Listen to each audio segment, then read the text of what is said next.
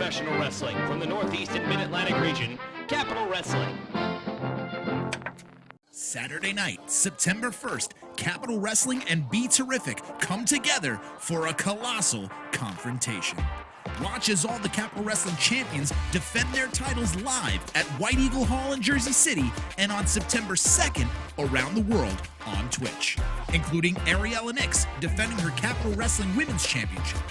The Capital Wrestling Tag Team titles get defended as Smiley and Juba return to action when they take on Bobby Orlando's Hot Boiz International. Ken Dixon defends his Capital Wrestling Championship against the Bad Apple Matt Macintosh and the Pride of Jersey City, Sonny Kiss, and in the Colossal Confrontation, Mike Law looks to reclaim the SAPPHIRE television title from the man who stole it from him, the Mempho Mofo. Order your tickets now for Saturday, September 1st, starting at just $15 at tinyurl.com/Colossal Confrontation.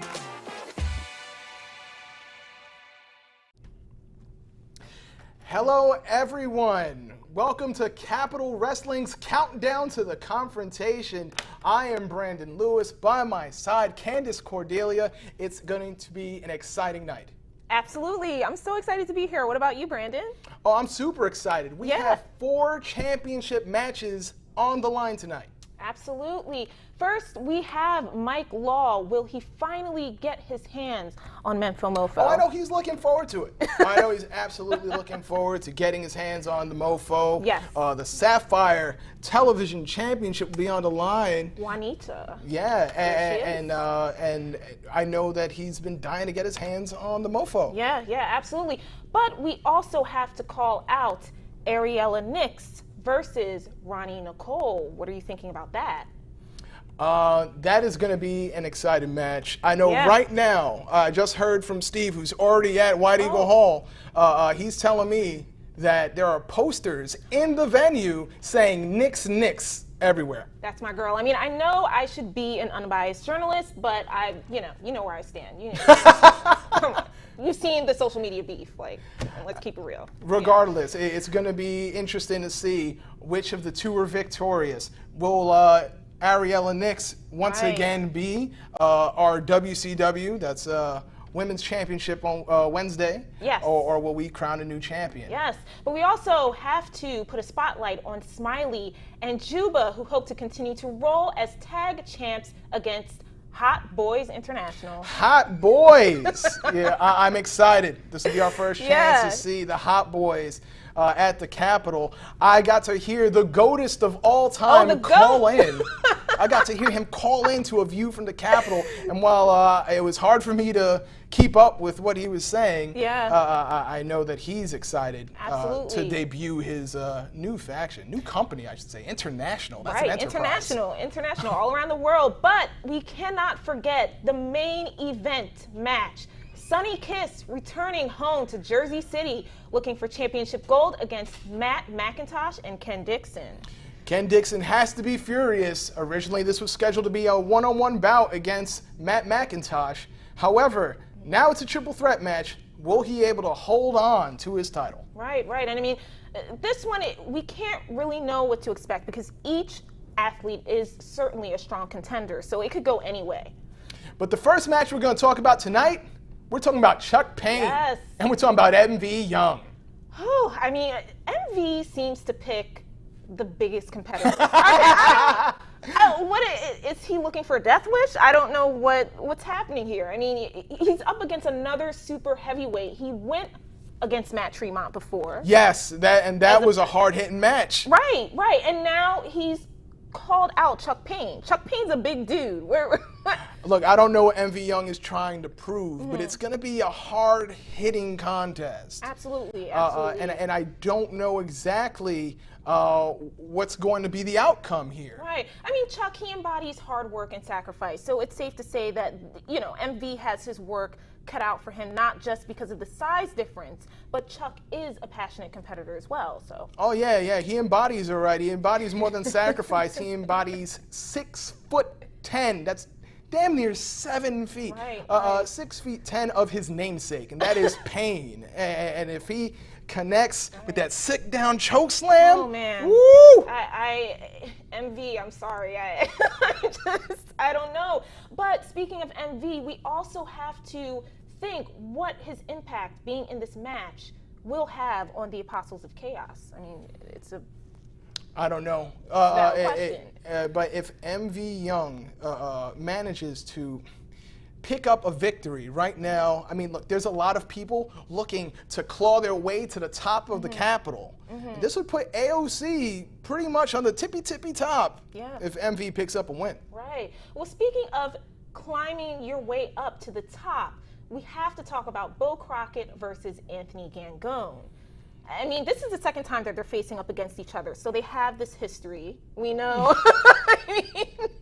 It's a great story. They had their first matchup in June of last year, and Gangone came in with the victory within this first encounter. So we just have to think how both have changed since then. They've had a year to kind of get themselves together and just build themselves up. We've been watching Beau grow as a member of the NRA and seeing how well they are doing. What I feel and what I fear is Gangone, while he is he's a key player, one of my favorite wrestlers to watch here at Capitol, he's been picking up some losses.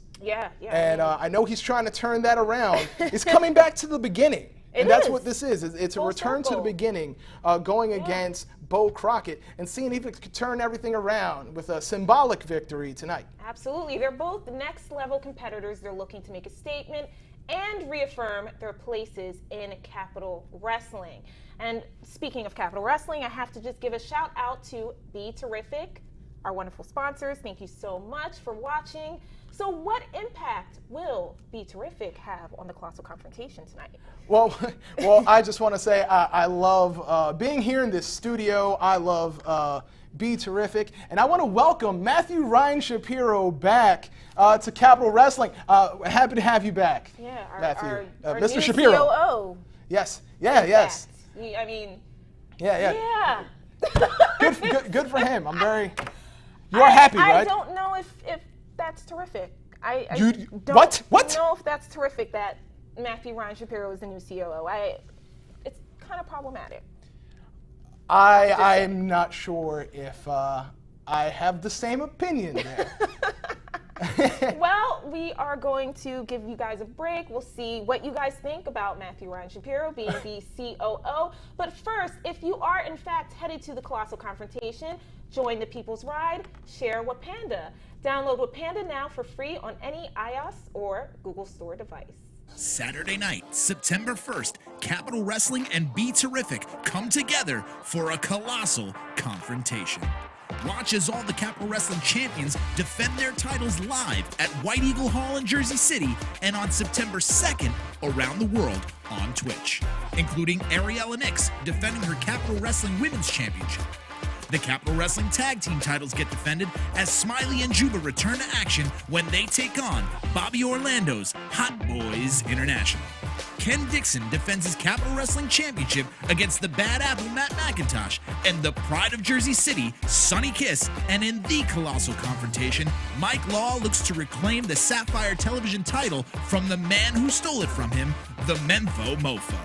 Order your tickets now for Saturday, September 1st, starting at just $15 at tinyurl.com/Colossal Confrontation.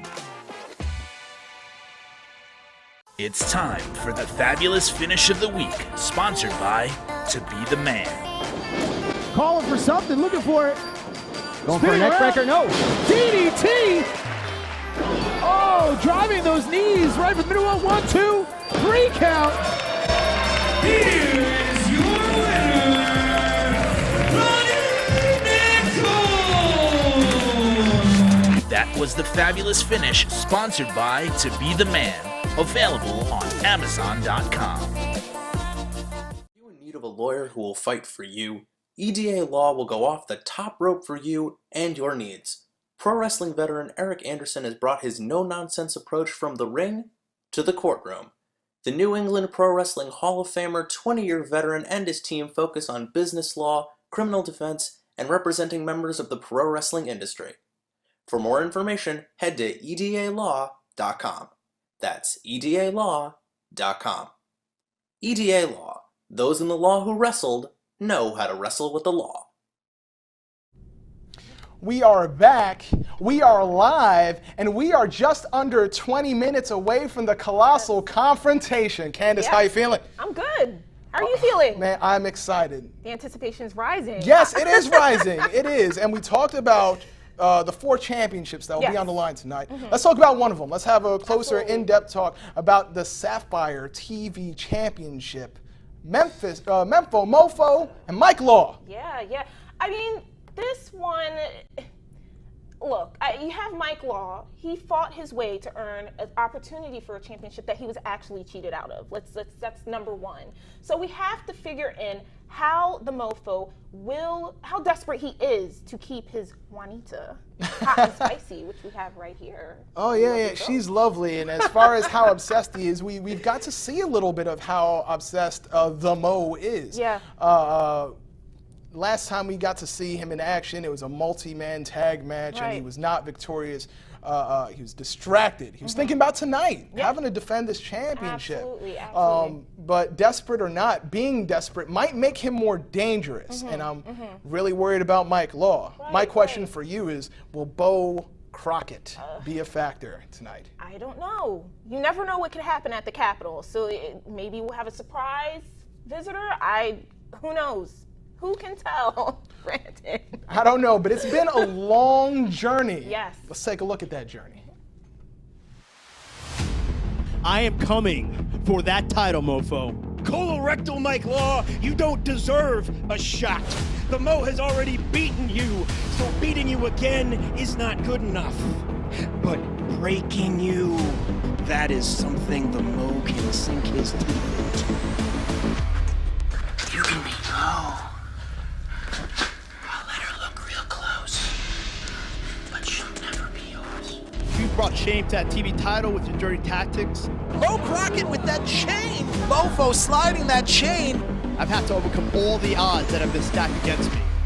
The referee stopping him, yes. Oh, but a kick hits the ref. Went for the elbow drop, but he put the chain up. 3, and that's it. Mike Law, you will never get your hands on Juanita again. The day you chose to mess with me, Mofo, was the day you made a colossal mistake.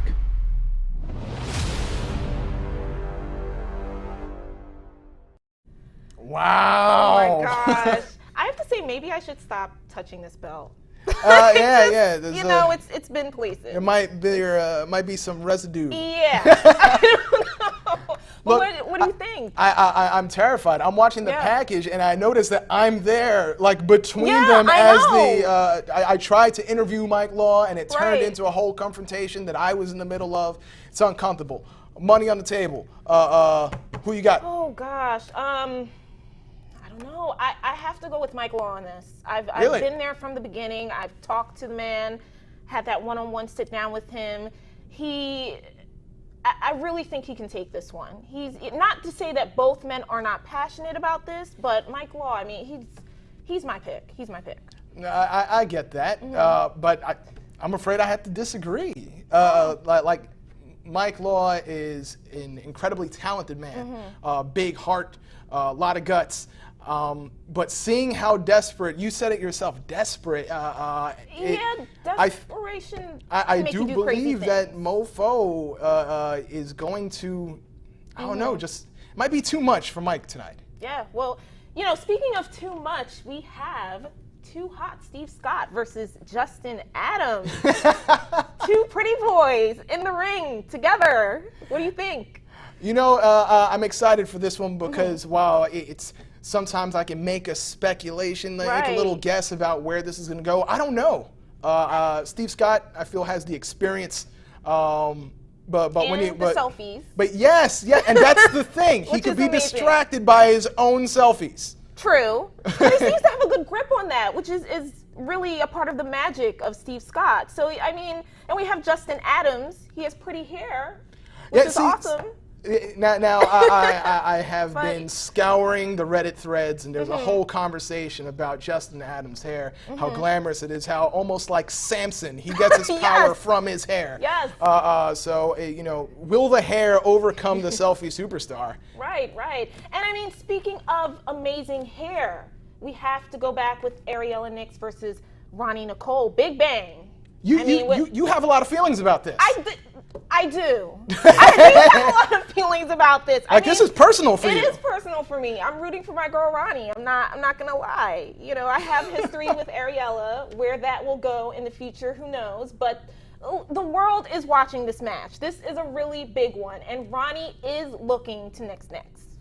That's a fact. What I want to know is, how will Portia Vaughn play into this match? And that's a good question. I mean, look, Roni has won multiple women's titles. This is true.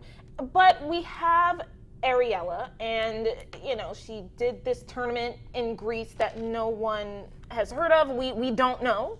We just don't know about this tournament, so it's kind of iffy. And then you put in Portia Vaughn in this, and they play pretty dirty. You have to admit this. So you were correct, but at the same time, that's part of the game. And I'm sure Roni knows this. Multiple championships, so she knows to be aware. But just because she's aware doesn't mean that Portia Vaughn can't cause a distraction, can't get physically involved. Ariela Nix, very capable of handling things on her own, but when you got that extra help, I don't know. Yeah, so what are you thinking? I mean, it's you've given us, I'm agreeing with you. I think WCW continues, baby. I think Women's Championship Wednesday lives on with Ariela Nix. Right. I have to agree. I definitely have to agree. But we are going to take a little break. We'll see what's next. I want to point out that Capital Wrestling's Colossal Confrontation is brought to you by our friends at BetDSI. If you want to lay the odds on all things Capital Wrestling and more, we'll sign up to BetDSI using the code CAP120 and join the fun today. Saturday night, September 1st, Capital Wrestling and Be Terrific come together for a colossal confrontation. Watch as all the Capital Wrestling champions defend their titles live at White Eagle Hall in Jersey City and on September 2nd around the world on Twitch, including Ariela Nix defending her Capital Wrestling Women's Championship. The Capital Wrestling Tag Team titles get defended as Smiley and Juba return to action when they take on Bobby Orlando's Hot Boiz International. Ken Dixon defends his Capital Wrestling Championship against the Bad Apple Matt Macintosh and the Pride of Jersey City, Sonny Kiss, and in the Colossal Confrontation, Mike Law looks to reclaim the SAPPHIRE television title from the man who stole it from him, the Mempho Mofo. Order your tickets now for Saturday, September 1st, starting at just $15 at tinyurl.com/Colossal Confrontation. Are you in need of a lawyer who will fight for you? EDA Law will go off the top rope for you and your needs. Pro wrestling veteran Eric Anderson has brought his no-nonsense approach from the ring to the courtroom. The New England Pro Wrestling Hall of Famer, 20-year veteran, and his team focus on business law, criminal defense, and representing members of the pro wrestling industry. For more information, head to edalaw.com. That's edalaw.com. EDA Law. Those in the law who wrestled know how to wrestle with the law. Welcome back to the countdown to the confrontation. We are minutes away. We are almost 10 minutes away to seeing the biggest event in Capital Wrestling's history. This is true. And I mean, we're talking about big here and big things that have happened in the past leading up to this amazing moment. I have to put the spotlight on Danger Sanctuary. Oh. Those guys give me the heebie-jeebies, man. Really? Yes. You're scared of them? A little bit.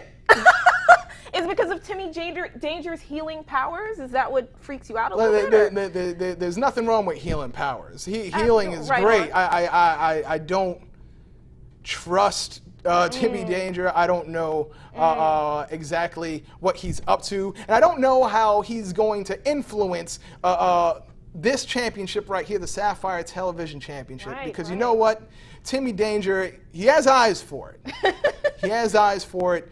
He's the #1 contender following Mike Law versus Mofo, and you see how big the sanctuary has grown. Last time he was here, he was like healing somebody. One of our referees joined the sanctuary. I don't know what to expect. What we can expect, or at least what I will expect, is that I'm sure Timmy Danger will be watching very, very closely with his followers. And up next, we have to talk about the Brass Ring Invitational, Darius Carter versus Steven Pena. Darius Carter, yeah. This is huge for Steven. Yeah, this is huge for both of them. True. Darius Carter, he's 9-0 with these Brass Ring challenges, and this is the first time the Brass Ring Invitational has been here in Capital Wrestling. So going against Steven Pena, who's accepted this challenge, he's stepping up. Absolutely. If Darius Carter is unsuccessful in his current defense, his little undefeated streak, what does that mean for him? You're right, but we can't count out that Steven Pena is an elite level athlete. This is his biggest opportunity in his Capital Wrestling career. So what are the odds? What are you thinking? I don't know. DC is the capital, you know? Darius Carter puts the capital in Capital Wrestling, and I love watching the guy perform. Say what you want about his tactics, say what you want about his methods, but he's top caliber athlete. And yes, Steve Pena he's an incredibly talented guy, but can he be the first defeat for Darius Carter in this Brass Ring Invitational? I don't think so. Oh, you never know what can happen. You might get a surprise upset there. So, and speaking of not knowing what's happening, our main event match, Sonny Kiss versus Matt Macintosh versus Ken Dixon. 3 high caliber talent guys. Sonny Kiss, he's coming back to Jersey City. This is his hometown, the Concrete Rose. That's absolutely right. And you know what? Let's just take a look at the road that Sonny Kiss is on.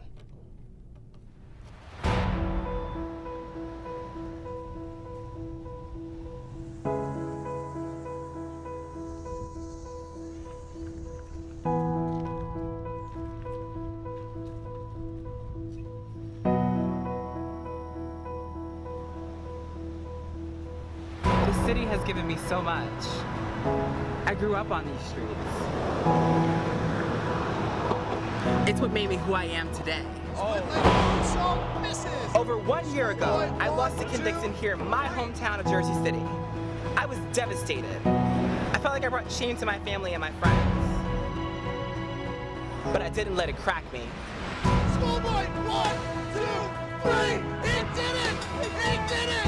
I took that pain and disappointment and channeled it into becoming something my family could be proud of and something I could be proud of. This may be my last chance at the Capital Wrestling Championship. So tonight I give back to the city and to the people that made me who I am. Tonight I give them the spotlight and show the whole world what Jersey City is made of. And why they call me the Concrete Rose.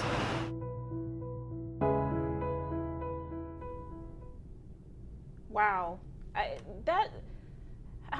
It just tugs at your heartstrings. How far Sonny Kiss has coming back into his hometown. This is full circle. This is his full circle moment. Yeah, you are absolutely correct. And he's been on this journey. Matt Macintosh has been on a journey as well. Let's take a look at that.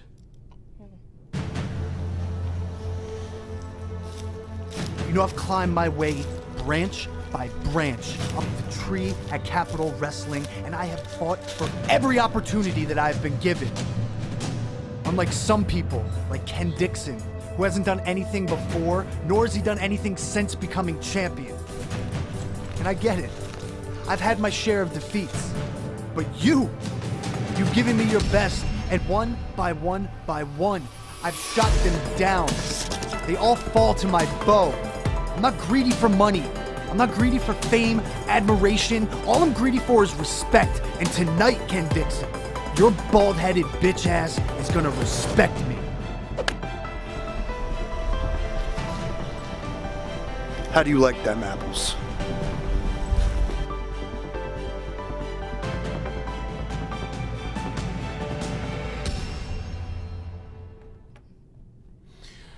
That is what a journey Matt Macintosh is on. He's a hunter, hunting for the championship, and we are 5 minutes away from the Colossal Confrontation beginning. You know, he's not going to have to hunt for much longer. It is going down. This is going down. I'm wondering how Matt Macintosh feels having Sonny Kiss in this matchup. I'd be upset. Right? He earned his one-on-one shot. Seriously. You know, Ken Dixon versus Matt Macintosh was a championship match that I was looking forward to. And while I'm excited to see Sonny Kiss now added to the mix, you know, it's got to be affecting Matt just a little bit. Absolutely. And I mean, no one in Capital Wrestling has had more momentum than the Bad Apple. So I mean, this is going to be something else. I just, who knows what exactly is going to happen in this match? Well, we got to see the journey of Sonny Kiss. We know how much being, you know, he's the pride of Jersey City.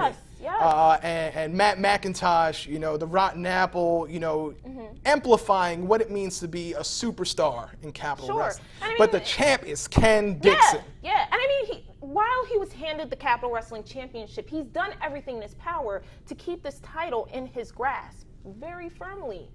So the man's a top caliber athlete, you know, and I've seen 100%. I've seen his. He's bad. He's bad. I know he's a bad dude. He will hurt both of these men, even though right now he probably wasn't expecting this to be a triple threat match, and it's not fair to him. He's still business. Right. And he'll handle it in the ring. Right. So I mean, is the history of violence in trouble, or are we going to have another chapter added tonight in Jersey City? This is exciting stuff. Do you have a pick? Who do you think is going to win? You know, I've watched each man grow here in Capital Wrestling. They each have their own unique stories. And, you know, Sonny Kiss, he's kind of like the hometown hero. So it's kind of hard not to root for Sonny. Do you think that's going to be a factor? I don't know. I mean, and that sounds very vague.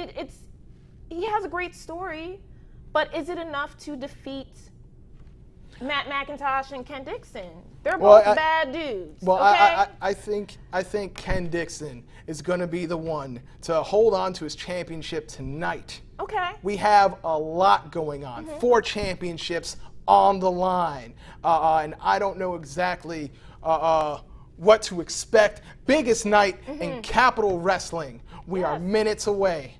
Just minutes away. 2 minutes away from Capital Wrestling, and I don't know where we go from here. Where do we go from here? I know where I'm gonna take it. I'm gonna where we go from here. We go to the confrontation right now. Yes. I'm Brandon Lewis. This is Candace Cordelia. Thank you so much for joining us here at the Countdown to Confrontation. Let the confrontation begin. There we go. Saturday night, September 1st, Capital Wrestling and Be Terrific come together for a colossal confrontation. Watch as all the Capital Wrestling champions defend their titles live at White Eagle Hall in Jersey City and on September 2nd around the world on Twitch, including Ariela defending her Capital Wrestling Women's Championship. The Capital Wrestling Tag Team titles get defended as Smiley and Juba return to action when they take on Bobby Orlando's Hot Boiz International.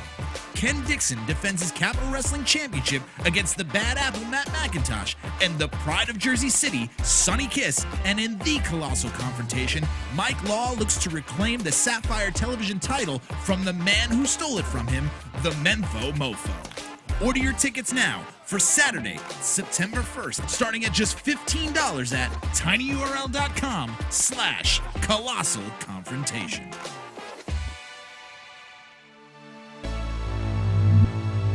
The new wave of professional wrestling, Capital Wrestling.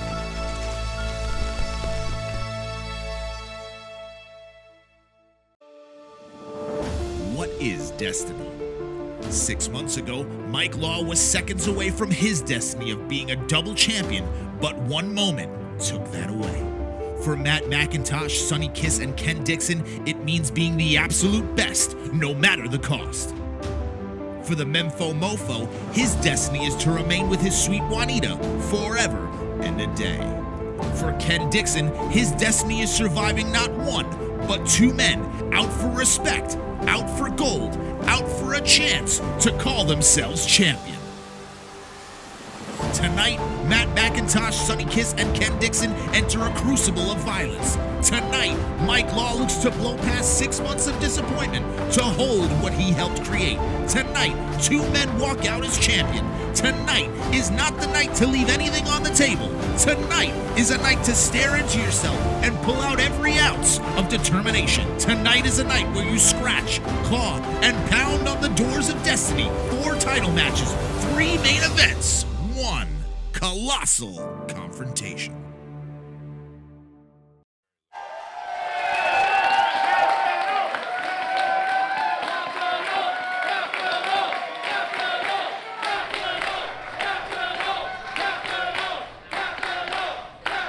Ladies and gentlemen, welcome to Capital Wrestling presents Colossal Confrontation in conjunction with our very good friends at Be Terrific. We have an enormous show for you here tonight, and what better way to start things off than with your opening contest, scheduled for one fall.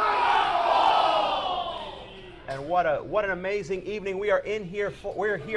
We are in store for something fantastic tonight. All 4 championships will be defended tonight, and I couldn't think of a better way to kick off tonight's event with a match featuring Envy Young taking on the Extreme Redneck Chuck Payne. And here making his way now is Envy Young. Envy Young, of course, looking to make a name for himself in the AOC. The AOC is a pack of wild dogs, and every dog needs to get a bite, and this is his opportunity taking a bite out of another big dog. Yeah, but he may have bitten off a little more than he can chew, Steven, because he is taking on the Extreme Redneck Chuck Payne. Introducing first, making his way to the ring from Pittsburgh, Pennsylvania. He weighs in at 200 pounds. The pop punk prototype, Envy Young. The pop punk prototype all the way from Pittsburgh, PA. That's a lot of P's there, Steven. Of course, Envy Young hailing from Pittsburgh, the city of champions, as you said. Hoping to pick up a W here. Trying to get on track, trying to prove himself among the AOC, the Apostles of Chaos. There's Matt Marin in the crowd tonight. A couple celebrities here. Louis J. Gomez from Gas Digital, I believe, is here in the crowd. My friend Monroe Martin, Menu and Hart. Oh, these people are actually real, unlike your other friends. Just focus on the match here. Here we see, look at gigantic Extreme Redneck himself, Chuck Payne. Hailing from the Pine Barrens of New Jersey. He weighs in at 305 pounds. Look for that sit-out choke slam called the Payne Killer. Envy Young, you gotta wonder what the logic behind this is, why he's doing this. You know, after being forced into that match against Matt Tremont, now deciding that he wants to become a giant killer, so to speak. I think he likes it. Envy, he likes it. I don't like it to get too early. You know, we've got a long night ahead of us, so please, pace yourself, for God's sakes. We're about to get underway, and the Colossal Confrontation has begun. Look at this, an immediate stare down. Envy Young. Ooh, a strike from the Extreme Redneck. Obviously a big size differential. Irish whip ducked underneath. And Envy Young caught by Chuck Payne. Look at the power getting him up. Full vertical suplex there. And Chuck Payne is electric right now. Obviously, the plan on the part of Envy Young was to come in here, try to beat him with speed, and he tried that, but Chuck Payne caught him. Looking for the splash, but Envy Young. That knee, and now a kick to the back here.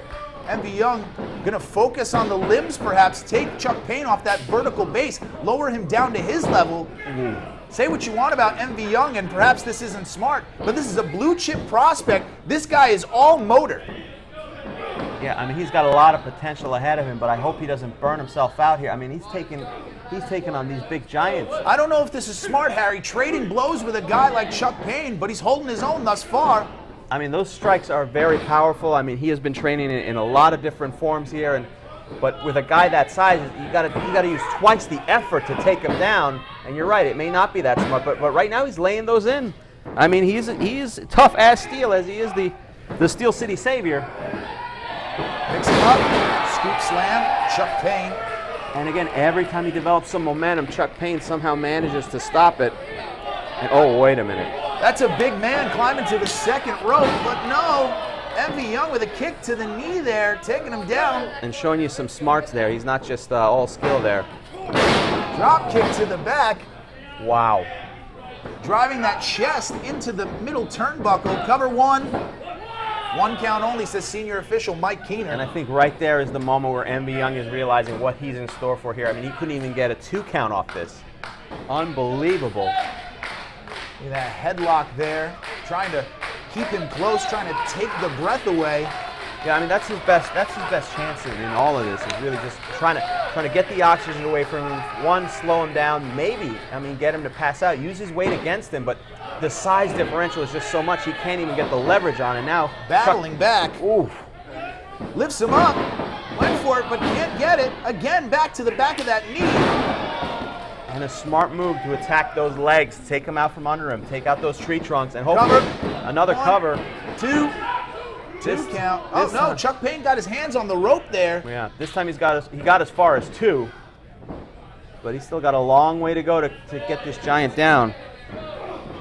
Chuck Payne is a man who embodies hard work and sacrifice, all the things that he's been through in his life. His mother setting the example, battling cancer. This man knows what it takes to overcome. Yeah, for sure. And this is his biggest opponent since losing that Sapphire Television Championship title shot. Envy Young again, nailing with that knee, the educated strikes. And using the entire count there. Look at that, just getting that knee to the side of the head.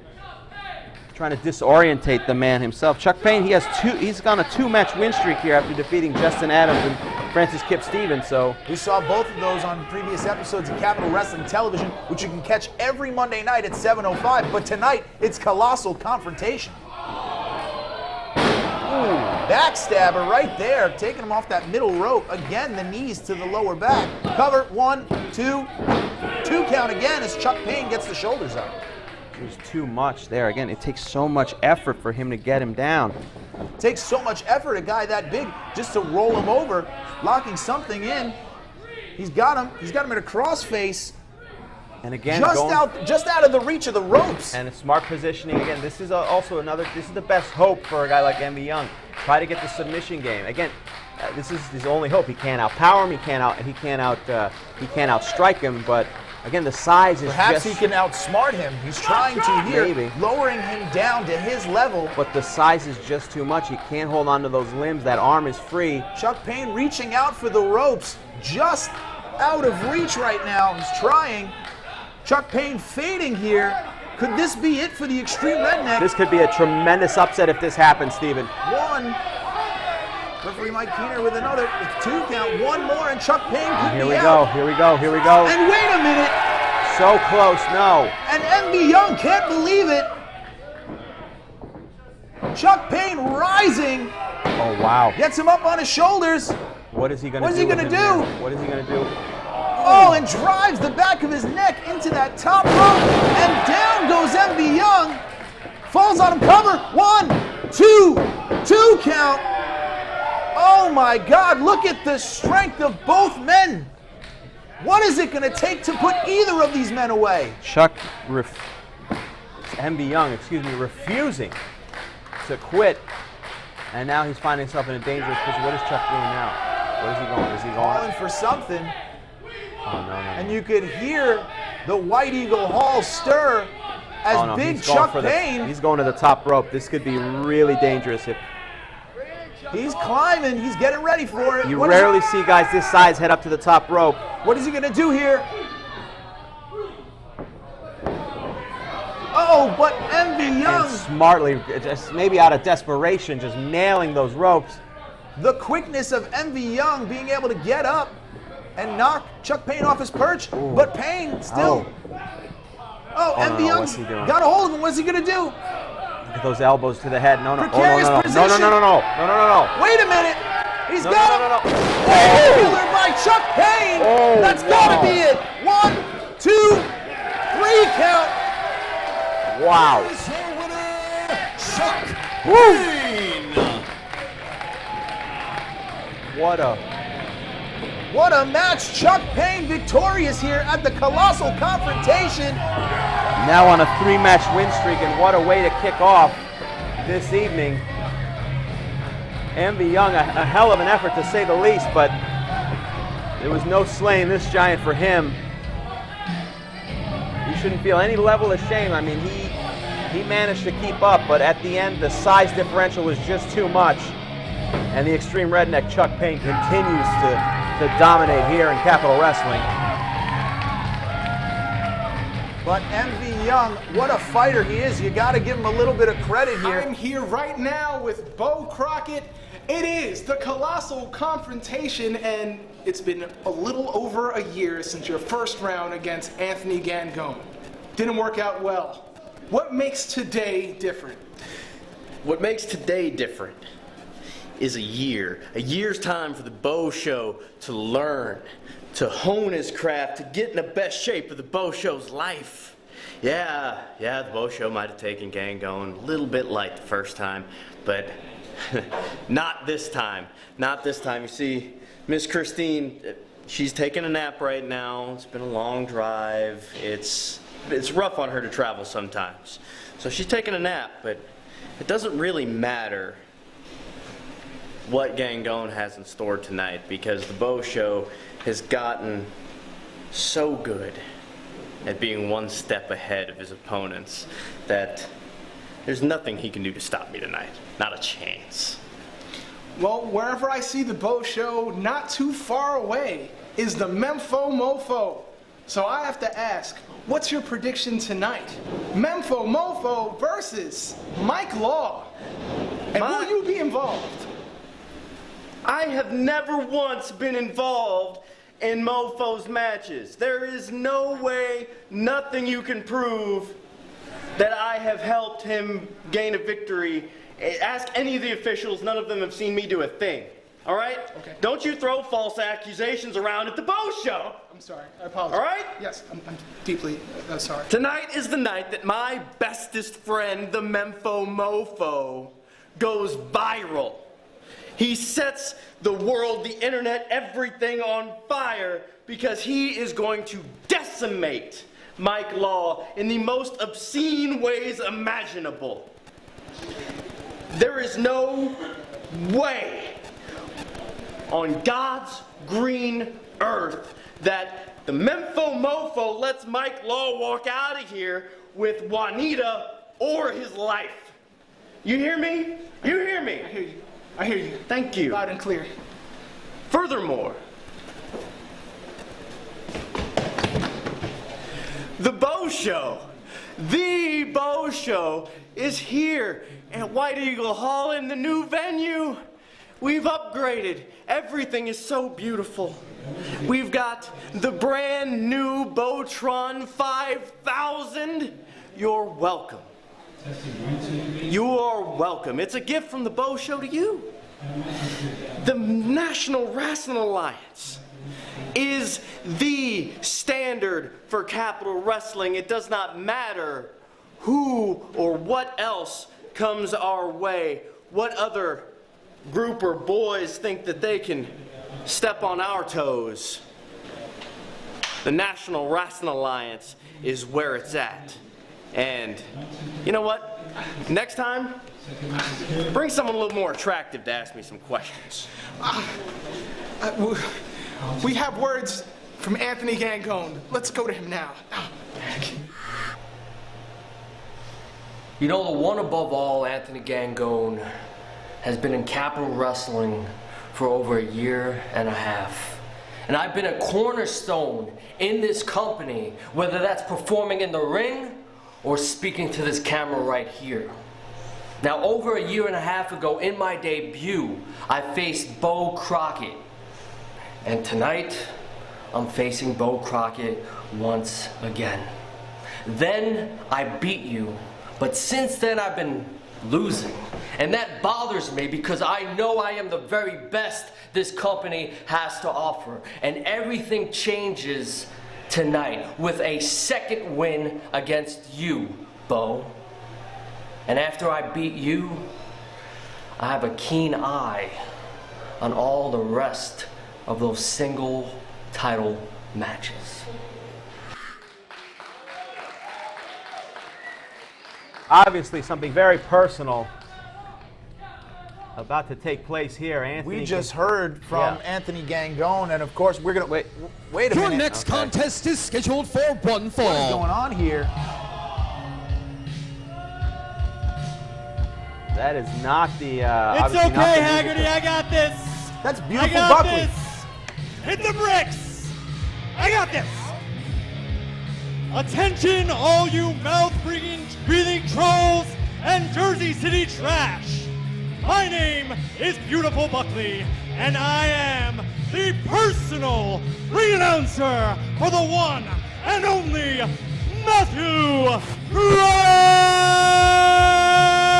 Ryan Shapiro. Matthew Ryan Shapiro. How lucky are we, Steven? Thank you, Beautiful Buckley. Hey, worse. Snavens, turn my sound up and you turn that music off. For those who are culturally unaware, my name is Chief Operating Officer Matthew Ryan Shapiro. How lucky. What a great day. Today is day one of the terrific revolution.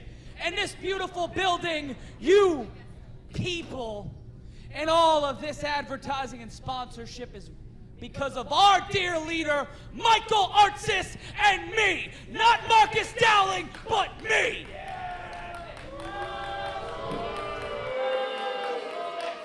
And with a revolution, there comes change. Hey, sweetheart, there's a reason why I'm lit and you're not. You paid a ticket to watch me. So please, when you're going on Twitter talking about all in and feeling good about yourself, just know that you were insulted on global television, stupid. So much great stuff happening. So much great changes. So many great Also, changes. your mother was lousy and she smelled like formaldehyde.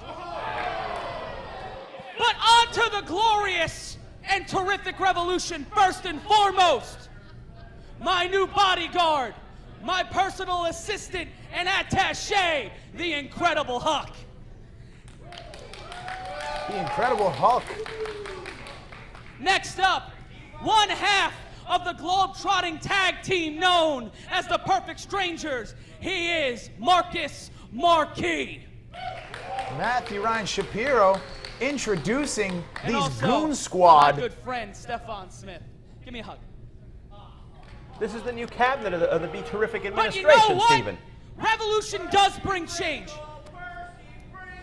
He's dead, dumbass. Whoa.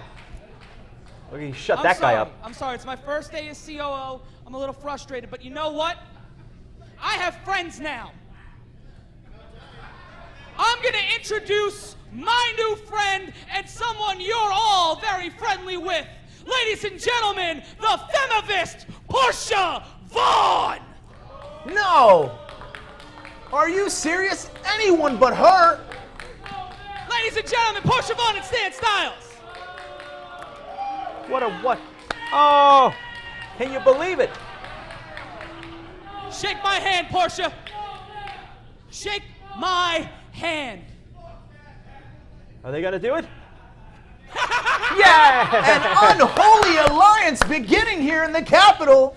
This is a trigger warning for all you cisgendered, uneducated males here. I am Portia Vaughn, the hashtag Femivist. That's feminist activist. And effective immediately. I am Capital Wrestling's new head of human resources. This company is finally taking the proper steps to female leadership and a role where women can finally have a seat at the table. Stefan Smith perhaps taking exception here. Hold on. Jersey City. I'm upset. Oh, of course, he's upset. What a crybaby. 2018 in Capital Wrestling, Shapiro, you get a title. Portia, you get a title.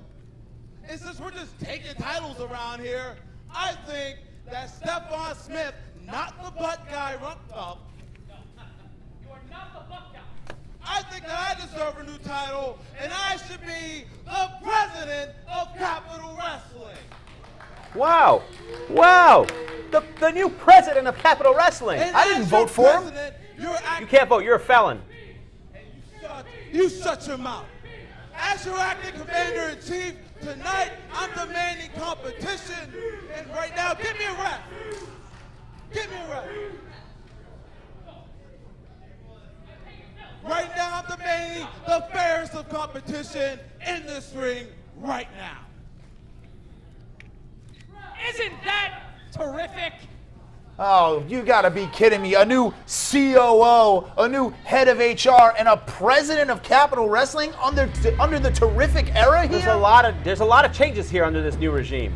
One of the biggest changes is Stefan Smith, formerly Rump Thump, not playing around anymore, calling out anyone who is willing to take him on. Well, he's tired of the comedy. No more comedy for him. He's no longer Rump Thump. He's a serious competitive athlete. He weighs and in no at longer the butt guy that 187 pounds. foolish people seem to chant. Gunderson. And more importantly, the new COO.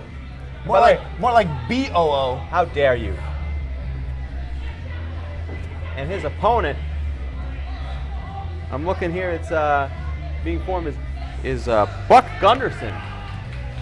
Buck Gunderson. There we go. Making his debut here in the Capitol.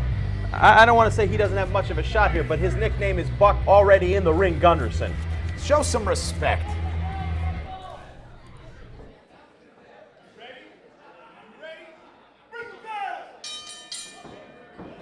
Oh, cool! They're shouting, cool! You really believe that, don't you?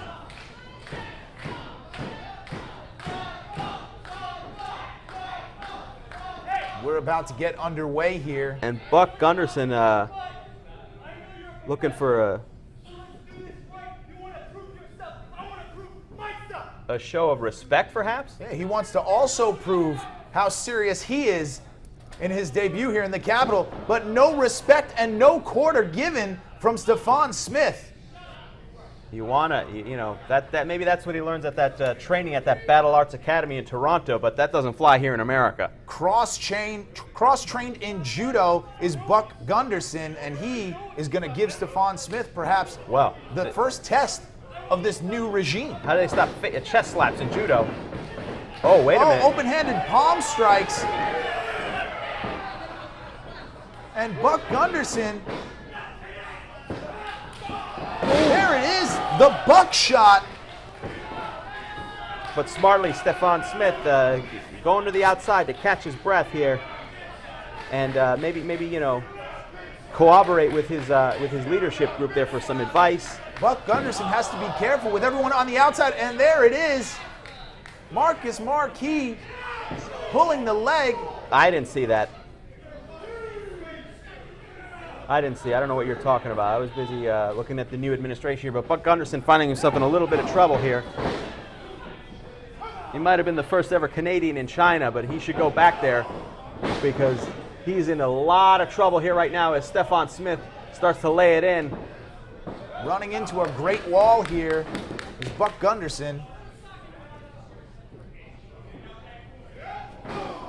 Driving those massive shoulders into the midsection of Buck Gunderson and Stefan Smith. You can see the intensity of Stefan Smith, a completely different guy under the tutelage of Matthew Ryan Shapiro, who also happens to be our new COO.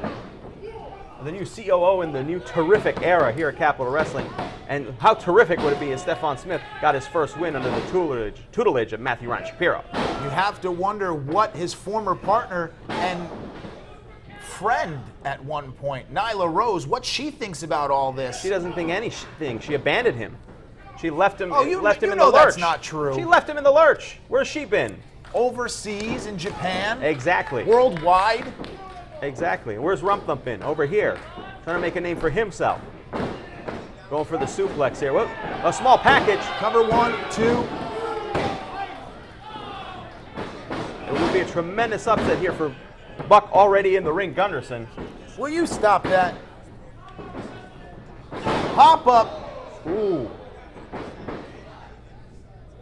Looking for suplex, but released. Dropping him on his back. Cover 1, 2. 2 count only. Thank you for joining us here tonight on the Colossal Confrontation, White Eagle Hall in Jersey City. A tremendous crowd here witnessing a new era in Capital Wrestling, the Be Terrific era. Irish whip into the corner. Rump Thump with those massive arms. And look at the athleticism gearing up again. Oh! If he lands this, it could be, over. Smartly, Gunderson out of the way. Scooping him up. Oh, going for a sleeper hold, a submission hold, a chicken wing. Gets him in the chicken wing, but I don't know if he has it fully in, trying. He's looking for that half-life experience, or near-life experience. But he's got him down. If he can nail this in, it would be a tremendous upset. And he's got it. He's trying to get it locked in. He just can't get all of it in there, Steven. The leverage and the strength of Stephon Smith, too much. Ooh! And another buckshot. Firing up. Enziguri kick. And Stephon Smith is dazed. No. Come on, get out of there. What's he going for here? Perhaps blocking the suplex, a shot to the ribs. That figure 4 brainbuster, looking for it. He calls that the real Ghostbuster, but can't get it. Another shot to the ribs there. And Stephon Smith trying to finish off what he started here. No, and again, goes again. Can't keep him up for the power slam. Right back to it, and I think he's got it locked in. Oh, but Stephon Smith, being aware of his position in the ring, driving him back. Finally hoping to nail it. Can he do it? Can he put it? Ooh. And down goes Gunderson. 2, 3, and that's all she wrote. Here is your finally winner, a victory Stephon Smith. And the first victory of the Be Terrific era. I can't believe I'm going to say this. A terrific victory, to say the least. Stop saying that. Why? We got to get all the hot tags in there. The catchphrases that we're trying to push. The man formerly known as Rump Thump, Stephon Smith, starts his journey to victory as part of and our new president, by the way, apparently, just announced. President of Capital Wrestling, Stephon Smith. Not my president. You can put the bumper sticker on all you want. Look at this, and congratulations from beautiful Buckley, the personal ring announcer for Matthew Ryan Shapiro. Oh, but wait a minute. And now we're going to be addressed by the head of human resources.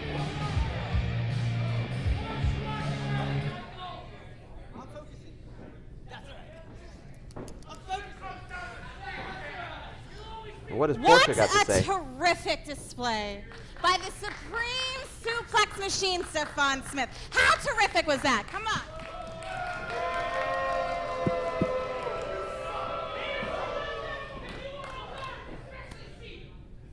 And now, on to something that's not so terrific. Ariela Nix's opponent for tonight, Roni Nicole. You call yourself a Triple Crown champion, but you are nothing more than a lowly jester. You should know by now that any accomplishments you may have achieved outside of Capital Wrestling will always be considered less than terrific. And speaking of things that are less than terrific, Sizzling Stan Styles. Come here. For 18 months, I worked hard to turn you into a full-fledged Femivist, and how do you show your gratitude? You act like a typical man and abandon the only woman that stood behind you.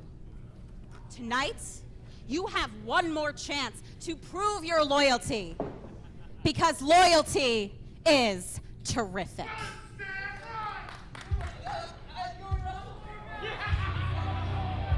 Oh no. You know what that music means. Apparently Portia Vaughn unhappy with the performance of Stan Styles. Willing to give him a chance here, but only if he faces the 6'8", 298-pound Paul Jourdain, ordained in chains.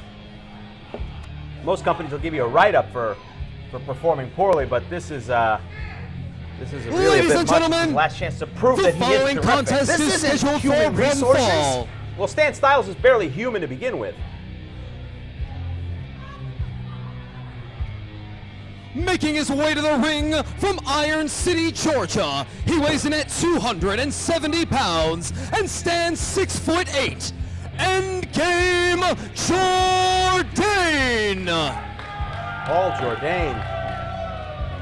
Massive size. And his opponent currently in the ring from Penetration Station. He measures in at 13 inches of shake weight. The king of cream, the shake weight supreme, sizzling Stan Styles. I wouldn't put that into Google Maps if I was you. I've seen your search history.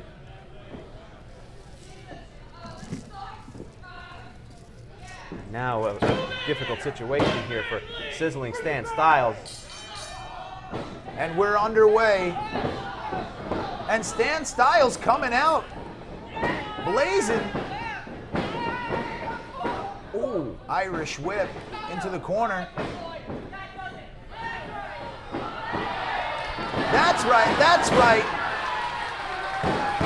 And sizzling Stan Styles.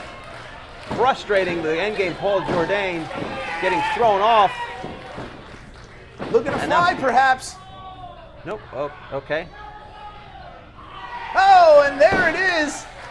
A little bit of misdirection by Styles. And now picking up the can of whipped cream. What's he do? Oh. Ooh. Chops Jourdain. Wow. Uh-oh. Wait a minute. Yeah. That's, Oh. Okay. Well, that was fun while it lasted.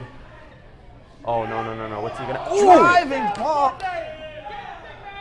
Those big paws of Jourdain. Right on the ring apron. That's the hardest part of the ring, Steven.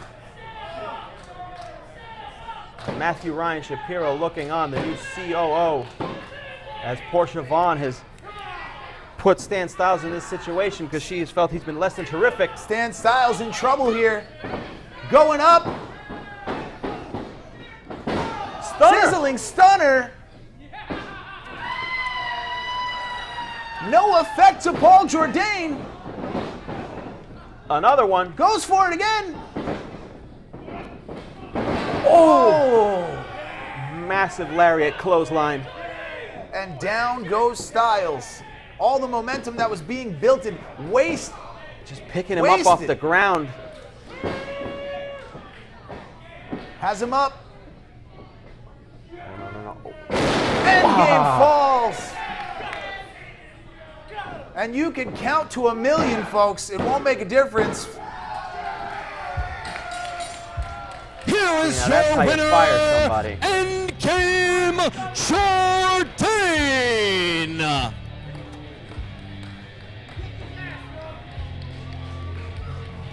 I guess Stan Styles finds himself out of the new terrific administration. Who knows what's next for Stan Styles, and who knows what's next for the regime of Capital Wrestling. Regardless, we gotta know what's next for Stan Styles. A broken man now. In need of a lawyer who will fight for you, EDA Law will go off the top rope for you and your needs. Pro wrestling veteran Eric Anderson has brought his no-nonsense approach from the ring to the courtroom. The New England Pro Wrestling Hall of Famer, 20-year veteran, and his team focus on business law, criminal defense, and representing members of the pro wrestling industry. For more information, head to edalaw.com. That's edalaw.com. EDA Law. Those in the law who wrestled know how to wrestle with the law.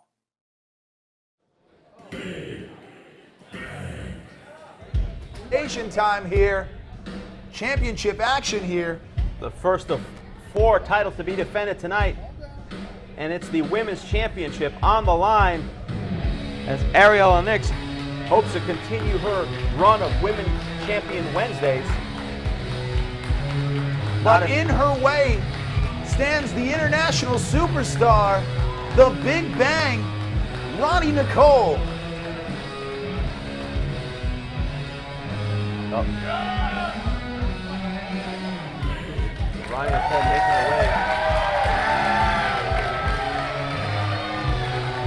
And you gotta wonder what's going through the mind of Roni Nicole with all of the Be Terrific era outside. Well, this match, Roni Nicole coming all the way from Japan in the middle of a tour with the permission of Stardom Management Group, who reached out to Capitol Wrestling because they knew how important it would be for Roni to bring this belt back to Japan, allowing her to leave in the middle of the tour. And you can see Stephon Smith on the outside, who fell to Roni Nicole. The frustration on his face. Could championship gold be in her future tonight? Well, it's a possibility, but Ariela Nix, a tough competitor, as we know. I mean, she's the champion for a reason, winning that tournament in the Isle of Malta. We have still not seen any of that footage. Well, it doesn't matter. All you have to see is that the belt is around the waist of the beautiful Ariela Nix. The champion, the women's champion here at Capitol Wrestling, under the tutelage of the Femivist, Portia Vaughn. That's feminist activist, Stephen.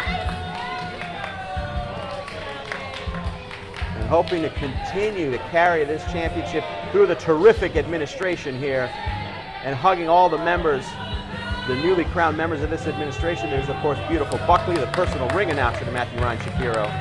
Can we just get on with the match? Well, there's a lot of handshakes, there's a lot of dignitaries at ringside, Stephen.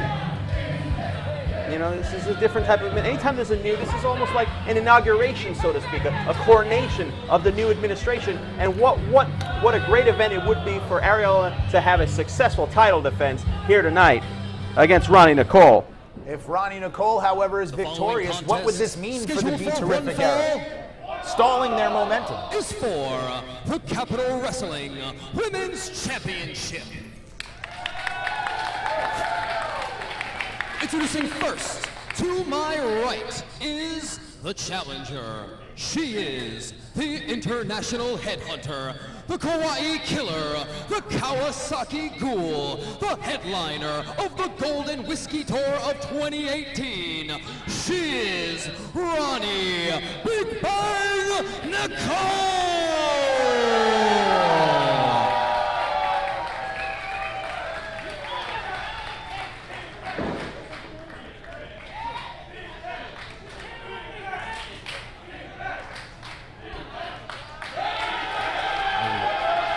Jersey City fans firmly behind Roni Nicole, but my left, she hails from the Elysium. She is the answer to your prayers, and she is your Capitol Wrestling Women's Champion, Ariela Nix. And again, the crowd not booing, they're saying "coo," as in C-O-O to Matthew Ryan Shapiro. You need to get your ears clean. I will under the new health plan that's being provided to us by Be Terrific. It's terrific. Yeah, but no dental? Well, no barbers either. Anyway, don't you worry about that. But there we see the Women's Championship being held up, a prestigious title here. A title perhaps about to be made even more prestigious if it's defended worldwide. Yeah, but that would be outside the realm of Capitol Wrestling. As the human resources leader, Portia Vaughn, pointed out, that is not terrific. Anything that doesn't take place in the world of Capitol Wrestling is unterrific. That's ridiculous. Yeah. Well, you're ridiculous. What? Don't give me a dirty look. I'm focused on this match, trying to call this a professional. Here we are underway, the Women's Championship on the line, and a lockup here. Collar and elbow tie-up. Roni Nicole showing early she's not going to give an inch of ground. The power advantage has to be for Roni Nicole, but Ariela Nix not wanting to step down, not wanting to back down. Calling for a test of strength. And approached a shot to the ribs there by Roni Nicole, a little bit of a jab. And now I will say I don't know how wise it was for Ariela Nix to go for a test of strength. Shoved into the right ropes. off the bat, but She's the women's champion. She would know better. Both women going for a shoulder block, being unmoved here. Again, I don't know how wise this is. I'm going to assume there's a bigger strategy here. And I guess she tripped on the ropes there? No, on the outside, Portia Vaughn grabbing the leg. Oh, and Ariela Nix working her over like a thug. I didn't see that on camera. I'm calling from the monitor here, Steven. Ooh, tossed into the corner here. And now Roni Nicole. Again, these fans firmly behind Roni Nicole, but again, this is not a popularity contest. Oh, wait a minute, Stephon Smith. Ooh, she misses. How many people is she going to have to contend with here tonight? It's a one-on-one contest. What are you talking about? It's in the middle of the ring. It's just one-on-one. All that matters is getting the 1, 2, 3 in the middle of the ring. Oh, and kick right to the side of the chin. Cover one. One only. It's going to take more to take out the Big Bang. Ariela Nix, the answer to your prayers, firmly in control of this match at the moment. She's the answer to my prayers. I'm an atheist. Discussing some matters with the referee. I was the COO, Matthew Ryan Shapiro, having some words to say to Roni Nicole here. Why do all these people need to be at ringside? These are all Be Terrific officials. They have every right to be at ringside. Every right to be at ringside, sure, but not every right to be involved. Well, they're here in official capacity. Oh, and down goes Nix. And Roni Nicole and Jersey City turning it up here, looking for a big bang of her own. Bang! Oh, the cannonball.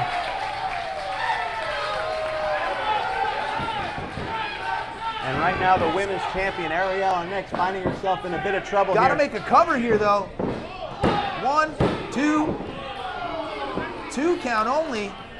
And Ariela Nix, the fighting champion that she is, refusing to give up. Hoping to continue to make history. Stop that. And continue her Women's Crush Wednesday, I think 26 weeks in a row. Oh, jawbreaker by Nix. Now, if she can capitalize on this momentum here. But, I mean, the size differential is so much to overcome for Ariela Nix. Just the thought process is what she has to do. And quickly. Counter. Swinging around. Ooh. Knee right to the face. Getting her up. What could she be going for? Airplane spin. Rolling through, driving her down to the mat. And now going up top. Wait a minute. What is Marcus Marquis doing up there? Come on. Perhaps hoping to get the phone number from Roni Nicole. I mean. Oh, and shoving her. And down goes Marquis. Is he all right? I can't tell from this vantage point. He is outside. But Portia Vaughn screaming. What's going on there? Yeah, I think he's hurt, Steven. I think that fall hurt him a little bit. And Roni Nicole talking a lot of jaw-jacking with Matthew Ryan Shapiro and Portia Vaughn, but Portia Vaughn yelling at the referee to get out here. And as the new head of human resources, I guess he has to listen there. She's ordering him to check on Marcus Marquis, one of the members of the Capitol roster here, to make sure he's okay. Wait a minute, what's going on? Stephon Smith in the ring, the headbutt. Spine buster. Draped over the lifeless carcass of Roni Nicole. 1, 2, not like this. Here's your winner, and still Capitol Wrestling Women's Champion, Ariela Nix. And Ariela Nix steals another one here. Marcus Marquis, Portia Vaughn, Matthew Ryan Shapiro, the Incredible Huck, and Stephon Smith all involved in this match. I'm surprised Beautiful Buckley didn't get involved. Never mind that, Steven. Ariela Nix, still the women's champion in the terrific era of Capitol Wrestling.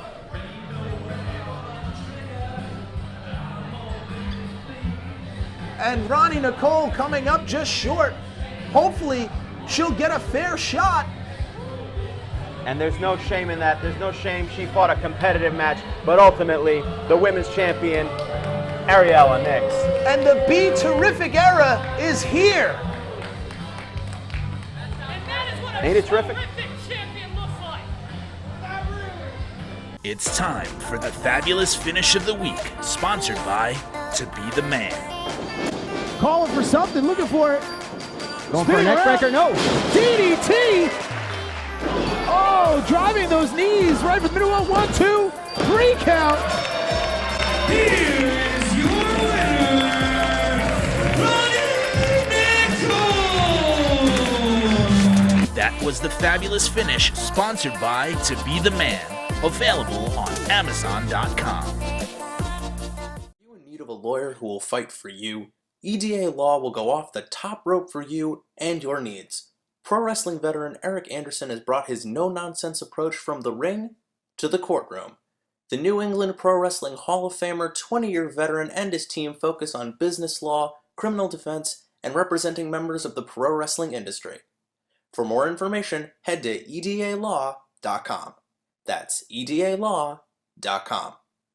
EDA Law. Those in the law who wrestled know how to wrestle with the law. Capital Wrestling's Colossal Confrontation is brought to you by the official beer of Capital Wrestling, Two Roads Brewing Company. Follow the road and head to tworoadsbrewery.com. As well as Wapanda, the official ride-sharing partner of Capital Wrestling. Be part of the People's Ride service and download Wapanda on any iOS Google Store device. Let's go back ringside.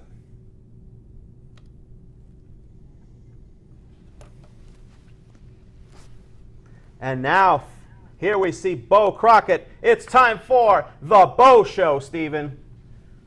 The Beau Show here. Taking it all in is the Beau Show. Gearing up for a match that's somewhat personal against the one above all, Anthony Gangone. First meeting at one of our earlier shows in Capital Wrestling, but that's been over a year ago, and so much has changed for both of those men since that time. We heard comments from both these men earlier tonight, and we're expecting one hell of a fight. You're right, both men have changed since their first encounter. Beau Crockett, battle-tested now against those wars against the Colossal Mike Law. That's changed him. Yeah, he's not just the rookie anymore in the National Wrestling Alliance. And Gangone is looking to get back on track here in the Capitol, as he hasn't won a single match since Anniversary. No singles match wins. He did have that win in the six-man tag, but again, a six-man tag match is a much different than a one-on-one. Anthony Gangone still trying to overcome that loss to Darius Carter. You have to wonder, is he in the head of Anthony Gangone? Well, I know Anthony Gangone takes a lot of these, he takes these feuds very personally, these matchups, and I definitely think it is in his head. But. And there he is, Anthony Gangone, the one above all, the wrestling god. Making his way to the ring, hailing from New York City. He weighs in at 180 pounds. One above all, Anthony Gangone.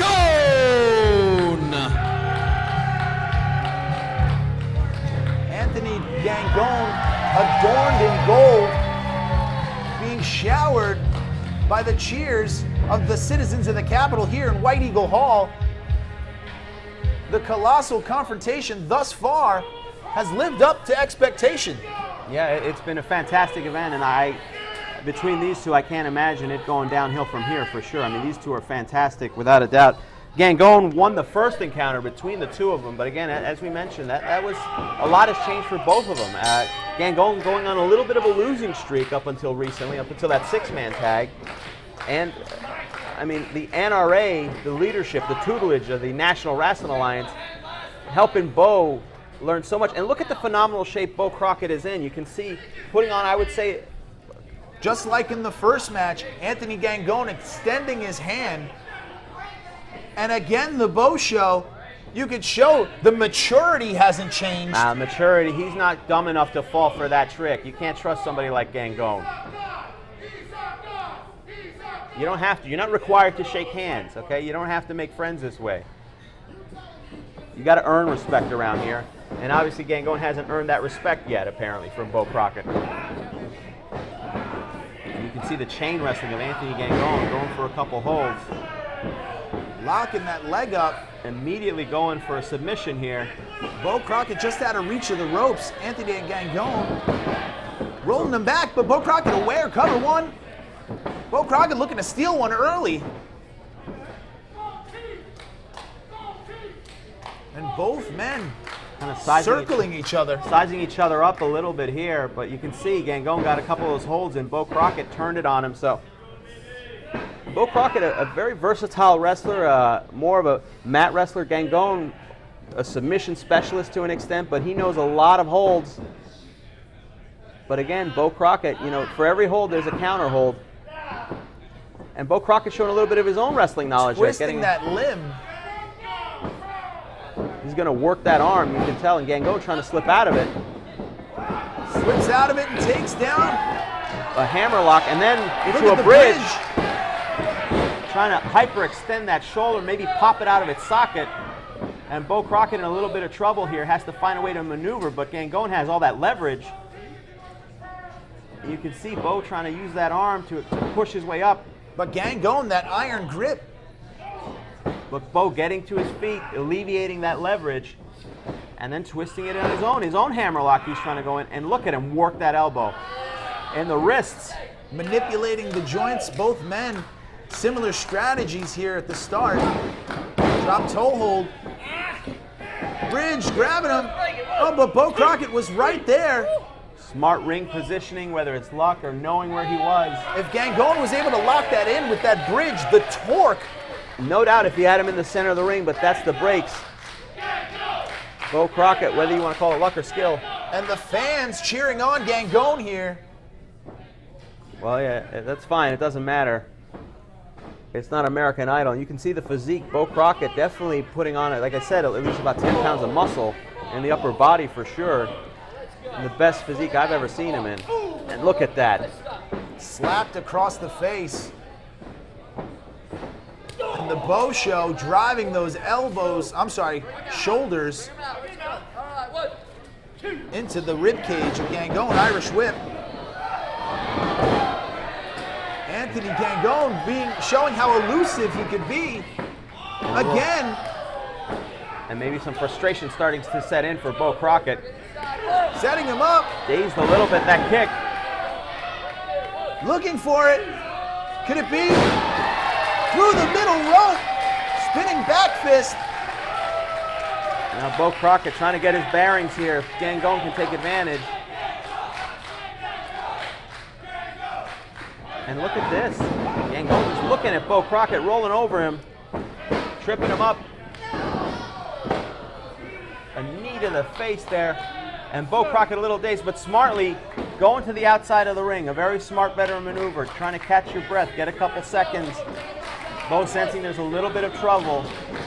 And he'll have to the count of 10, but that might be enough. Sometimes that's just enough. But you can't wait when Gangone is concerned. But oh, Beau with that right hand. And you got to wonder if he maybe suckered him into that. Playing possum. Or maybe he telegraphed it either way. Beau taking full advantage, tossing Gangone. Oh, and now to the outside. Oh, wow. Oh, right into the chair. He didn't brace himself in the least on that one. And I don't know if it was a move of desperation or just a decision to just toss Gangone to the outside, but now Gangone... Capital Wrestling Security tending to Gangone. He looks hurt. He looks hurt, Steven. And look, the Beau Show pouncing on him, trying to get him up. And Gangone trying to fight him off. Oh, look at that. Smartly. Might leave him on the outside here. Mocking him, taunting him is the Beau Show. And smartly, Beau going to go in there, try to break the count. Gangone in a lot of trouble here on the outside, trying to maybe catch his breath. I mean, he dumped on the outside like that. He might have got the wind knocked out of him. The Beau Show didn't want to win this like that. He wants to punish Gangone. That's why he broke the count.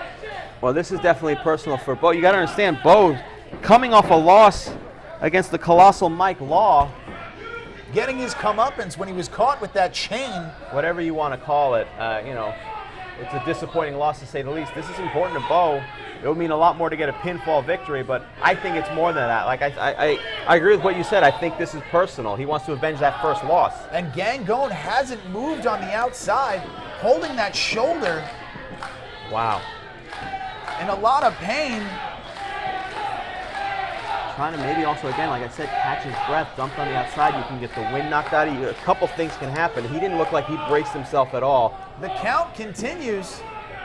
And veteran official Mike Keener going to give him to the count of 10 to get back in the ring. If not, Beau Crockett will be victorious if Anthony Gangone cannot continue. Gangone is stirring. Can he make it in before the 10? And he does. Just barely. Yeah, but look at that. I mean, it took every ounce of energy he had to get in, and smartly, Beau Crockett goes right after that shoulder. Smartly, where's the honor in that? Honor doesn't matter. All that matters is the W, Steven. You can't spell honor with a W. Underneath, trying to lock that forearm on the carotid artery.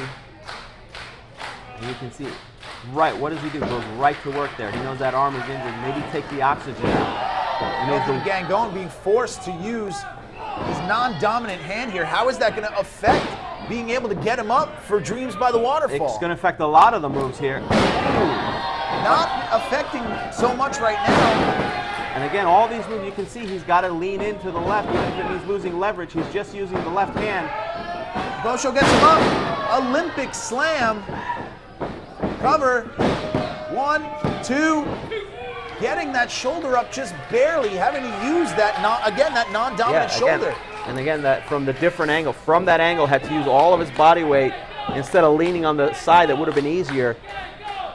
And a bad situation from Anthony Gangone. You got to wonder at this point if maybe he's got to be smarter and just give up on this match.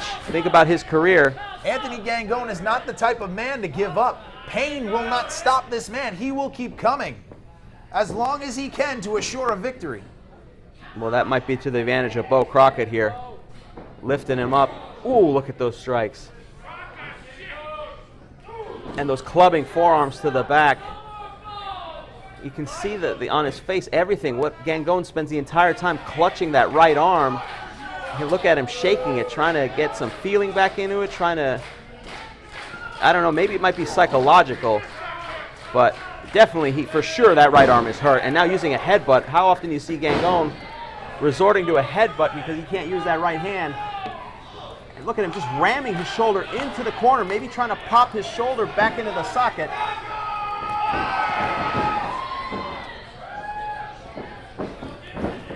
Another headbutt. Come on, get him out of there. Let's go. And a knee to the gut. Sorry, Harry. Having a little bit of technical difficulties here. But we're back here. Colossal Confrontation.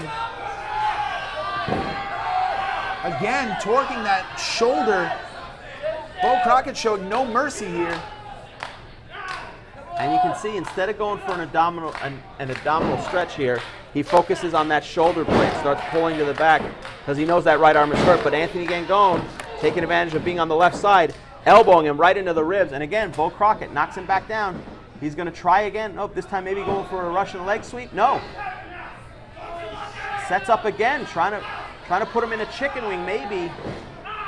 And just yank it. Look at the torque as he pulls on that neck. The torque, how it affects the shoulder blade.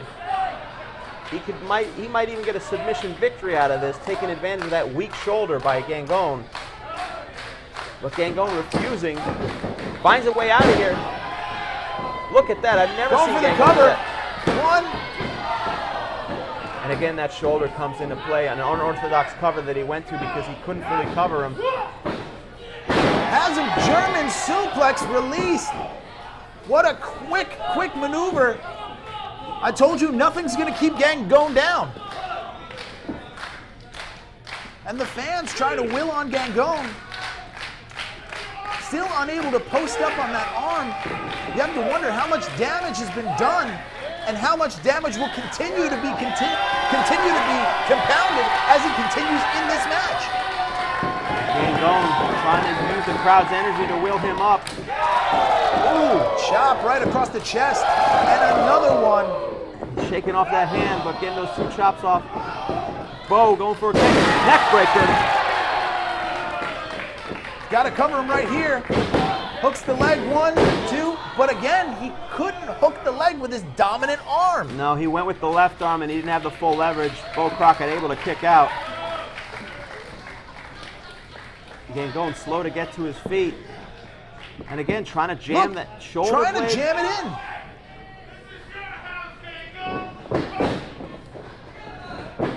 Crockett dodged that first knee. Kick. A strike, and Beau Crockett dazed here a little bit, in a bad position, but he blocks that hit, and ooh. Went to use that arm, was Gangone, but couldn't. He's wrapping him up, can he get it?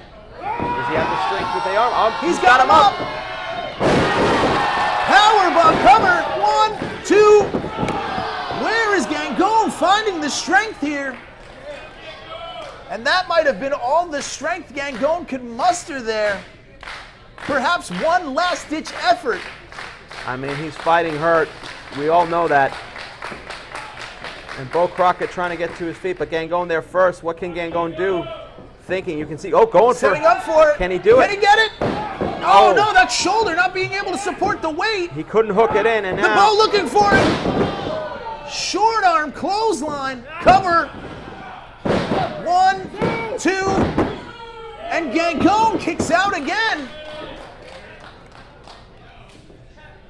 And the frustration you can see starting to show on Beau Crockett's face. He's trying to think about what he can do. Going to the top rope, hoping maybe a high-risk maneuver will put away Gangone. Needs to spend less time jaw-jacking the Jersey City faithful here. Oh, and all that extra time taken allowed Gangone to close the distance. And now Beau Crockett in a dangerous position. It's not where you want to be with Gangone on a top rope. Both men spent throughout this war. Oh, shoves him off. That arm got caught up. And he's able Looking to to get fly. to the top rope here. Elbow drop. And this has to be all for Anthony Gangone. 2 count only. And the frustration, as you said, on the face of the Beau show. What is it going to take to put away the one above all? We all know Gangone is a difficult opponent because he refuses to give up. That's his history. He's shown that time and time again, but this is something that we haven't seen before. I've never seen him fight through an injury quite like this. And Beau caught him with that knee. Going for a spear, and Gangone just got over it. Drove that knee right into his solar plexus. Ooh, but missing, just landing that arm into the turnbuckle. Oh. Wait a minute. He's got that chain. He's got Miss Christine. Look out, Gangone. Ducks underneath. Kicks the chain out. Setting up for it. Can he get it? Dreams by the waterfall. He got nailed it. Cover him. It wasn't pretty, but it was. He got it. 1, 2, 3. Wow. Here is Like I your said, winner, Anthony Gangone. It wasn't pretty, but it didn't have to be. Anthony Gangone landing Dreams by the waterfall, fighting through this injury. What will, what determination, what fight in Anthony Gangone. Using the pain to drive and fuel him forward. And the citizens of the capital appreciative. What a fantastic matchup. And finally for Gangone, gets himself back on track here with a victory, breaking that losing streak as a singles competitor. It's got to feel good, almost for as bad as that arm feels, it's got to feel good to break that streak. We'll have to get a medical update on Gangone to see what happened, what comes of this injury. The Colossal Confrontation is brought to you by our friends at BetDSI. Want to lay the odds on all things Capital Wrestling and more? Well, all you have to do is sign up with BetDSI, use the code CAP120, and get free credits today. Sign up and join the fun. Let's have our next contest, the Capital Wrestling Sapphire Television Championship. I am coming for that title, Mofo. Colorectal Mike Law, you don't deserve a shot. The Mo has already beaten you, so beating you again is not good enough. But breaking you, that is something the Mo can sink his teeth into. You can be Mo. I'll let her look real close, but she'll never be yours.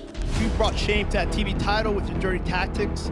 Beau Crockett with that chain. Mofo sliding that chain. I've had to overcome all the odds that have been stacked against me. The referee stopping him, yes! Oh, but a kick hits the ref. Went for the elbow drop, but he put the chain up. 3, and that's it. Mike Law, you will never get your hands on Juanita again. The day you chose to mess with me, Mofo, was the day you made a colossal mistake.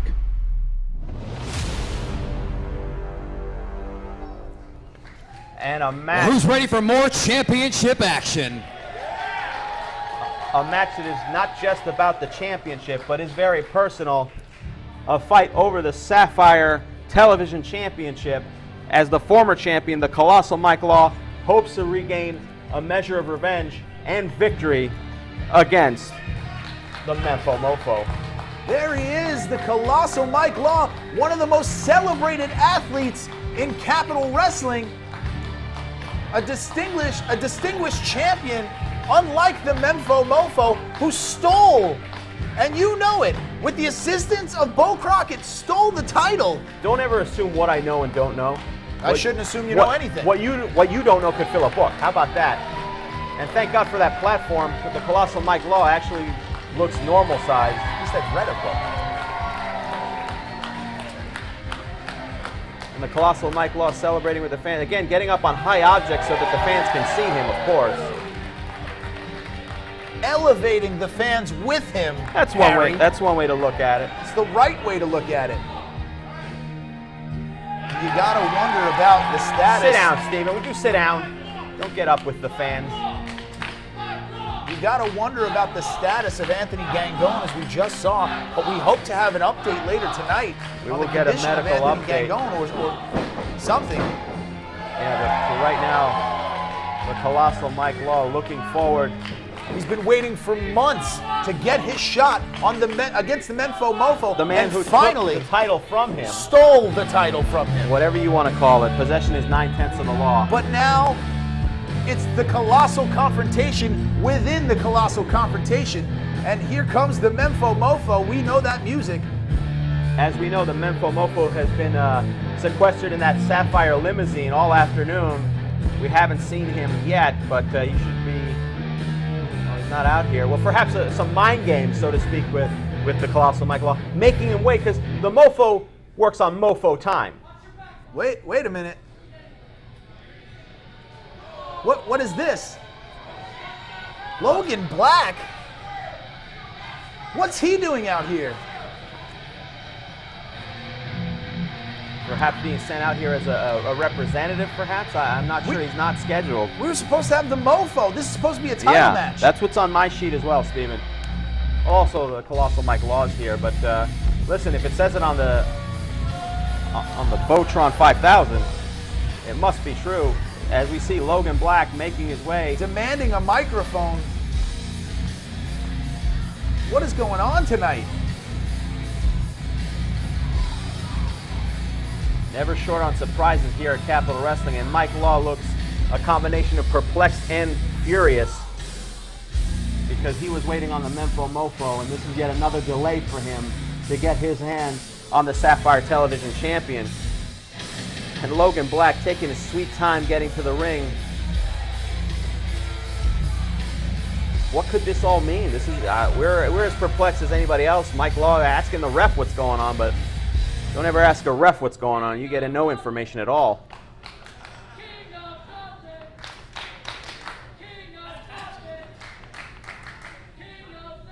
And you're still the only one chanting it. It must really suck to be lonely, right? If you guys haven't already figured it out, the Mempho Mofo is not here tonight. Wait a minute, he's not here tonight? What are you talking about? Which of course means that your opportunity for the Sapphire title is null and void. You gotta be kidding me. That, of course, means that all the hard work that you've put in to Capital Wrestling and building your name up and having these people chant Mike Law is null and void. We'll have to find out some more information here as to why. But when I came here tonight and I showed up and Capital Wrestling was like, King of Chaos, we don't have anything for you, I thought to myself, where can I find placement for me? And then it hit me. I am going to kick your ass. I'm going to take your opportunity at the Sapphire title, and guess what? Because I do what I want, when I want to do it. This match is going to be no DQ. Wow. A no DQ because there's match. not one person in the back that'll stop me. Not one of these jackasses in Jersey that's going to stop me. So what do you say? Are we going to nut up or shut up, Mike? So, should we do this? Should we do this? Jersey City behind Mike Law. If the fans here in Jersey City, New Jersey, say it's a go, then Logan Black, it's a go, my buddy. What is he doing here? He's accepting this match? He's out of his mind. Well, ladies and gentlemen, the following is a no-holds-barred match scheduled for one fall. I don't know how wise this decision is. Hold on, I gotta find Logan's card. From Horrorwood, New York, weighing in at 221 pounds, the King of Chaos, Logan Black. Not a smart decision as far as I'm concerned by the Colossal And his Mike opponent, Law. hailing from the Avenue of the Strongest. He weighs in tonight at 542 pounds and stands 6'7" tall. His Colossal Mike Law! 541 pounds. Where, on the moon? Did he say 6'7"? That's 6'7". feet and inches? Well, I don't know what you're talking about. What do you mean ridiculous? I'll fact check that later, but aside from that, again, I don't know how smart a decision is. First of all, accepting this match against the King of Chaos and then allowing it to be a no disqualification. The thing about Mike Law, and we know this, he's not going to turn down a fight. He's not going to run from anything. He came out here to compete. He came out here to be a champion, and that opportunity was robbed by him. You best believe he's going to get his pound of flesh. Well, we here. don't know why the Mempho Mofo's not here. I'm going to do some research and find out. The man could be sick for all we know. Mempho Mofo, more like Mempho No-Show. That rhymes. I'll give you credit for that. The man is, the man is ill, from my understanding. He's sick. Sick in the head. And now Mike Law trying to lock up here, trying to get positioning on Logan Black. Grabbing that wrist, but Logan on the outside. Ooh. Oh, using the rope here. Remember, this is a no disqualification matchup. There are no pinfalls, countouts, no rope breaks here in the no DQ. What do you mean no pinfalls? I'm sorry, no countouts, no disqualification. Harry, put down the two ropes. They're a fine sponsor. Drink responsibly.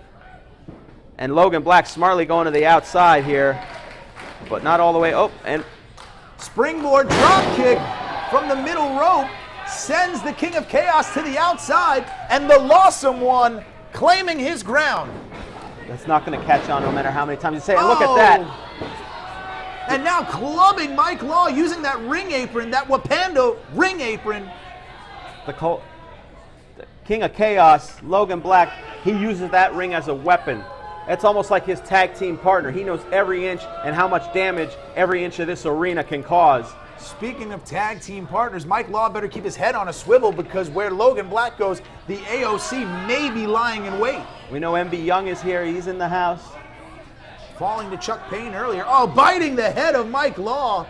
And this is not where Mike Law wants to be, the outside of the ring. This is the territory of the King of Chaos, Logan Black. The savagery of Logan Black here in his element.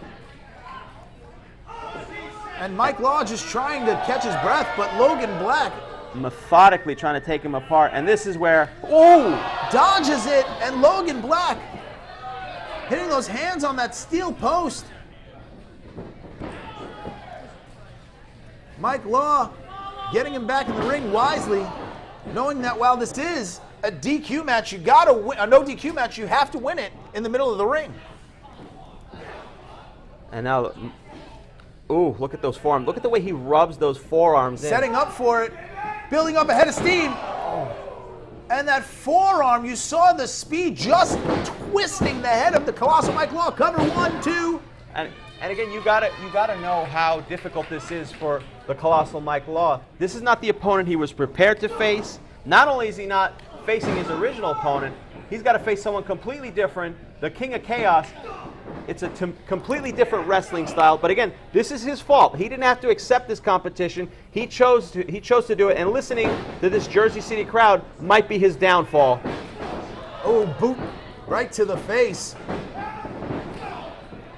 And an elbow. The Colossal Mike Law fighting his way back, but Logan Black quickly with a suplex. T-bone suplex, sending Mike Law halfway across the ring. And now this is a situation where he might regret this decision here. Now the reality is setting in with who he's facing and what he has to deal with. Not just any opponent, but the King of Chaos. Oh, and look, grabbing the mouth, pulling it apart. And there's nothing the referee can do. While that's painful, that's more about pushing your will on somebody, subjugating. It's psychological for sure. I mean, it definitely hurts, but it's about dominating his opponent, showing him who's in control, and those again, powerful forearms. Oof. Propping Mike Law up on that top rope, that turnbuckle. What is he going to do here? Perhaps looking for a superplex. But Mike Law trying to fight his way out of it. Forearms battling back. Desperation and a smart move, because it would have been the end for Mike Law if he had gotten that suplex off. Goes for it. Blockbuster! Colossal blockbuster. And Colossal Mike Law needs to press this advantage. But how spent is he? Using every bit of energy. Again, the size differential is tremendous here. Yeah, Mike Law's colossal. It's not what I was thinking exactly, but again, matching forearm for forearm, those punches to the ribs, back and forth, but a knee right to the skull. Irish whip into the corner. Clothesline. Another. Reversal. Up and over goes Law. Underneath. Oh. Swinging neck breaker. And give it up for the Colossal Mike Law. Taking control of this matchup. No DQ or not, the Lawsome one is prepared. Ooh, those quick elbows striking him in the ribs. And again, Logan Black regaining his footing here, hoping to, and again, nailing those forearms. Every time Mike Law develops a little bit of momentum. Ooh. And you saw that angle before from the Two Roads Brewery ring cam. Right now we're in a situation, Mike Law regaining a little bit of momentum, but he spent a little too much time as far as I'm concerned. He better put away Logan Black while he has the chance. Calling for a forearm of his own and nailed it. Going for it again. Oh! Spinning. Has him up. Float over suplex. Cover, 1, 2. Mike Law kicking out again. But you got to understand how much energy he uses every time he kicks out. But the will of Mike Law cannot be understated. This was supposed to be a championship matchup between the Colossal Mike Law and the Mempho Mofo. We still haven't gotten any update as to why the Mempho Mofo no-showed. Well, we'll get all that information. I'm sure there's a valid reason here, but Mike Law can't be concerned with why the Mofo didn't show. Right now he's got to deal with the super kick. King of Chaos. He's got him rocking. Oh! Turned him inside out. Cover, 1, 2. That's got to be it. And still, Mike Law continued to kick out. Now is a situation where Logan Black seems to be a little bit kind of exhausted from all the effort he's putting into Mike Law. That's got to frustrate you psychologically as well, doing everything you can, putting it all out there, and yet somehow you can't put away what he called the pipsqueak, the colossal Mike Law. Oh, no. What is he doing on the I don't like this at all. Oh, no! Oh, right no, on the edge of that mat. Driving him with that DDT. And again, the colossal Mike Law finds himself on the outside of the ring once more. Which is not a place you want to be against a jackal like Logan Black. And look at the half a second. That's all you'll get as far as a smile goes from Logan Black. A rabid dog has to eat, and this dog is going to get his meat here. Look at him dragging him to the stage. Oh, where's he bringing him? Okay, he's not throwing him in the ring. I thought he was going to put him in the ring. He's going to put him through the table. The fans asking for it. Getting him up on the stage. And Logan Black playing with the emotions of the fans here at White Eagle Hall in Jersey City. But now in a very dangerous spot here. Where is he going to put him? Maybe he's going to put him through the table from the. Going to put him through the timekeeper's table from here. This is not good. This could be a career-ending situation here. Looking to get Mike Law up. And he might regret ever taking this match, but Mike Law stopping it. Oh no, gearing up. Mike Law. He's grabbed him. Oh! Back body drop onto that stage, and look at Logan Black reeling in pain. No protection whatsoever on that stage. No padding, no nothing. Zero give.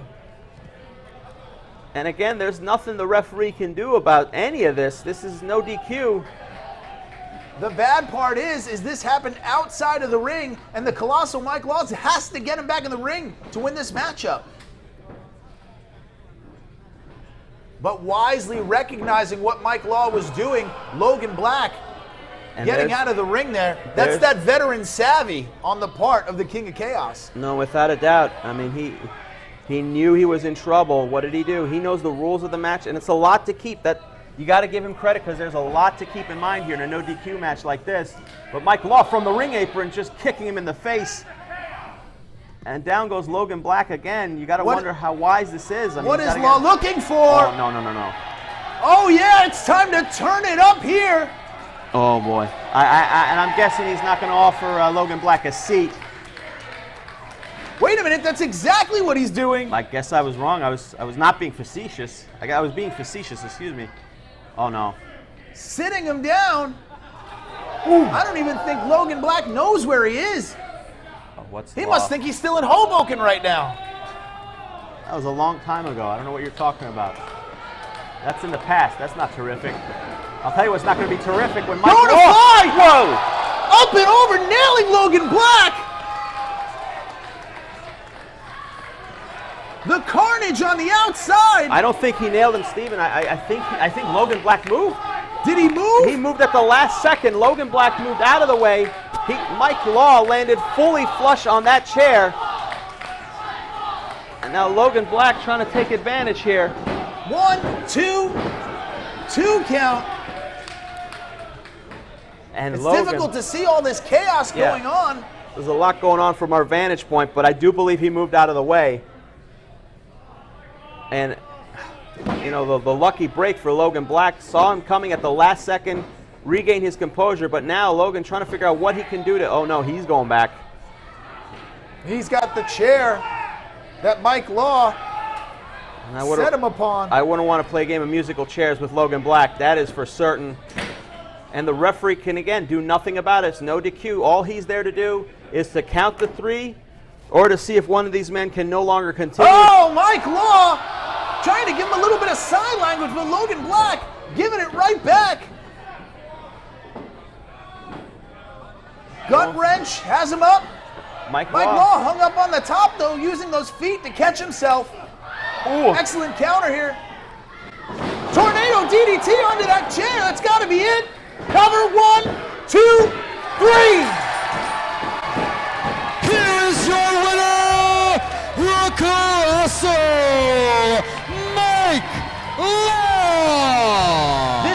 not be the night that he intended to have, but the Colossal Mike Law is victorious tonight, and the Capital citizens are on their feet.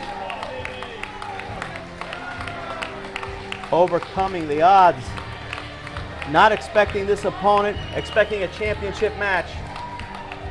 And once again defying the odds, the Colossal Mike Law is victorious.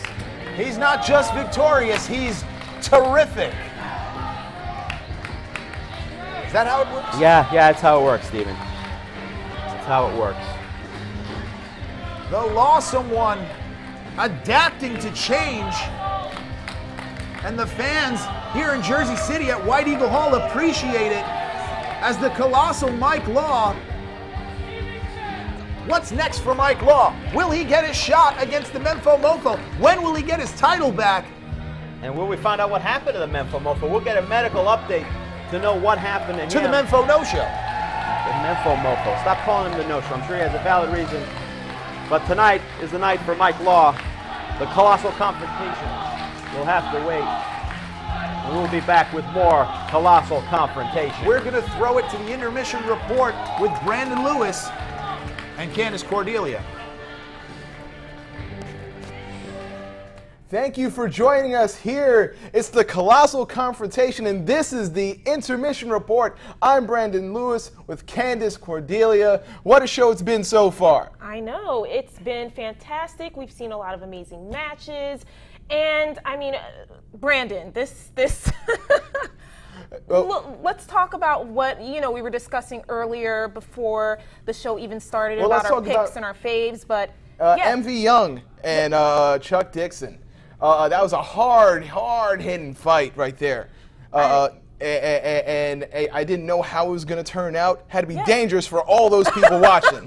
But, we talked about just MV Young sizing himself up literally against Chuck Payne, and we saw how that turned out, and, the proof is in the match. Yes, and I want to say thank you to Headlock Comics. You can follow them at Headlocked Comic on Twitter. It is a gritty coming-of-age story set in the world of professional wrestling. We've seen art by Jerry the King Lawler and submissions by people like the Hurricane, Gregory Shane Helms. The creator, Mike Kingston, is a fabulous writer of that comic. I'm a fan of the comic, and I do suggest you all checking it out. Absolutely. And yes, so we had MV Young versus Chuck Payne. We saw how that turned out. We also had the match with Stephon Smith. Yes. Oh my goodness. Once again, thank you. I'm so glad to see that Matthew Ryan Shapiro, our new COO, is feeling terrific. It's glad to have you back. Is it terrific though? Yes. The whole cabinet. I mean, the whole cabinet is here, and I'm wondering how much is going to change now that he's here. But it's going to be wonderful. Right. Yeah, Matthew Ryan. Wonderful and terrific, as you say. I don't know about that, but. And not only do we have Matthew Ryan Shapiro as the COO, Portia Vaughn, head of Human Resources. How do you feel about that? I mean, that's a lot. There's a lot going on right there. I don't know, even though I am a woman, yes, if that is the wisest choice, but we shall see in the future. I mean, this is a bold choice, to say the least. Absolutely. And of course, another member of the cabinet. I got to hear Harry say that I know. As we were watching on, the president of Capital Wrestling, Stephon Smith. I'm not upset about that, though. You're not upset? No. You seemed troubled. You seemed a bit trepidatious. A little trepidation, but I think we have more to worry about in terms of, possibly Portia Vaughn and Matthew Ryan Shapiro. I think Stephon, I don't think that's going to be too much of an issue, but that's just my opinion. Well, you never know at the Capitol. I'm just saying. The first act as president that we got to see is he created a match for himself. He called out a challenge, and it was answered by Buck Gunderson. I know. What do you think about Buck? I think it showed a lot of strength that he would come out and challenge Stephon Smith. I mean, he's surrounded. You have the entire cabinet there, and I mean, you got the incredible Huck on the outside. Yes. There's so much going on. Oh, like. Well, look at that. And of course, the new president of Capitol Wrestling, victorious. Victorious, absolutely. And then we have to go into the Paul Jourdain and Stan Styles match. That was unexpected. I was it? You know, I saw everybody come out together. What I didn't expect to see was Portia Vaughn go ahead and put Stan Styles front and center in front of everybody, put out a challenge to prove his loyalty. Wasn't expecting that for the night. Well, we saw how that turned out. The loyalty, I mean, was it as strong? I mean, he gave up a good fight. He gave up a fight at least. I don't know. I mean, if that's how loyalty is tested. I mean, anyway, it was time to play the game, and the game ended. Get a look at this. Oh, my goodness. Paul Jourdain, the strength.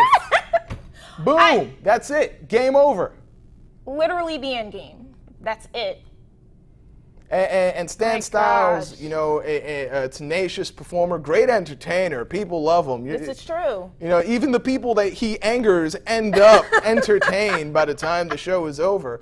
But it's not a good look for him tonight. And now it makes me wonder what will be his future with Capitol Wrestling, and no longer with the cabinet. Sure. And I do want to add, if you guys want to put your bets in, go to betdsi.com. It has been online since 1998, federally licensed in Republic of Costa Rica, fair gaming certified. The code is CAP120. Please do so. Put in those bets at betdsi.eu. All right. First championship match of the night. Women's championship. Oh, here we go. What? Here we go. Here we go. All right. Well, the winner and still hashtag and still I'm upset. champion. I'm upset. I am upset. You're with upset. that. You're still in the big president's man. line. I think I'm okay in doing so. I think I have the right. I guess so. Do you not agree? agree? I'm not upset. I mean, it's a shame. It's a shame to see how the match went down. It is. You know, I was hoping for a one-on-one confrontation. And it turned into almost a huge battle royale. It did. And I was rooting for my girl. I know I should be unbiased, but look. Get a look at this. Presidente in the ring right now. Headbutt. Big spine buster from the Incredible Huck. Oh, Roni. Look at that. What? And he's going to put her right. You know what? What? I'm upset. I'm using his line again. I am understand. upset. I understand. It's not cool. It's not cool. But, you know, it happened, and we'll see. Should, you know, Ariela next have another match, we'll see how that turns out. And, you know, I'll just, unfortunately, for some Ariela Knicks fans, I might be rooting against her, but that's just the way it goes. Well, I think she's terrific. I think she's a great champion. Right. And I look forward to seeing what's next on the horizon for the women's champion. Yes. Now, this is tough for me to talk about. Beau Crockett, the Beau Show versus Anthony Gangone.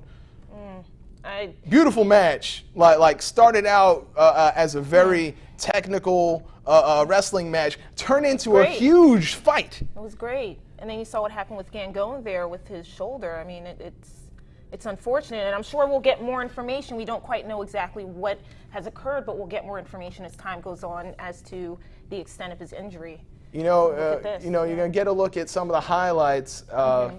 First, Gangone being sent to the outside, and there you go. Now you got the footage right there, him writhing in pain.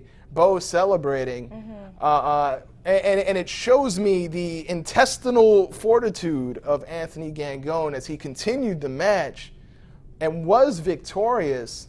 But you know, I'm worried. You know. Yeah. I'm worried. It's a shame, and we'll see what happens with that. But it's just really a shame that it happened in that manner. So. it is a shame. You never like seeing that, but that's how important climbing the top of the ladder is. You're willing to risk it all, you know. You know, best wishes right now to Anthony Gangone. Exactly. But, you know, we'll just take a minute to go into the Mempho Mofo. Yes. Yeah. That was surprising. I was really hoping to see Mofo as one of the matches I was most looking forward to. Mempho Mofo. It was said on I said earlier the Mempho no show. Yeah. You know, I heard that and I can only imagine how Mike Law feels because he was already robbed of the Sapphire Television Championship, and now once again it seems like it's being stolen from his grasp. And I don't know. it's so unfortunate. I was rooting for Mike. And it's like it's. All right, let's take a look. The call, the call to battle was answered by Logan Black, King of Chaos. However, after a tornado DDT on top of a chair, well, that ended that.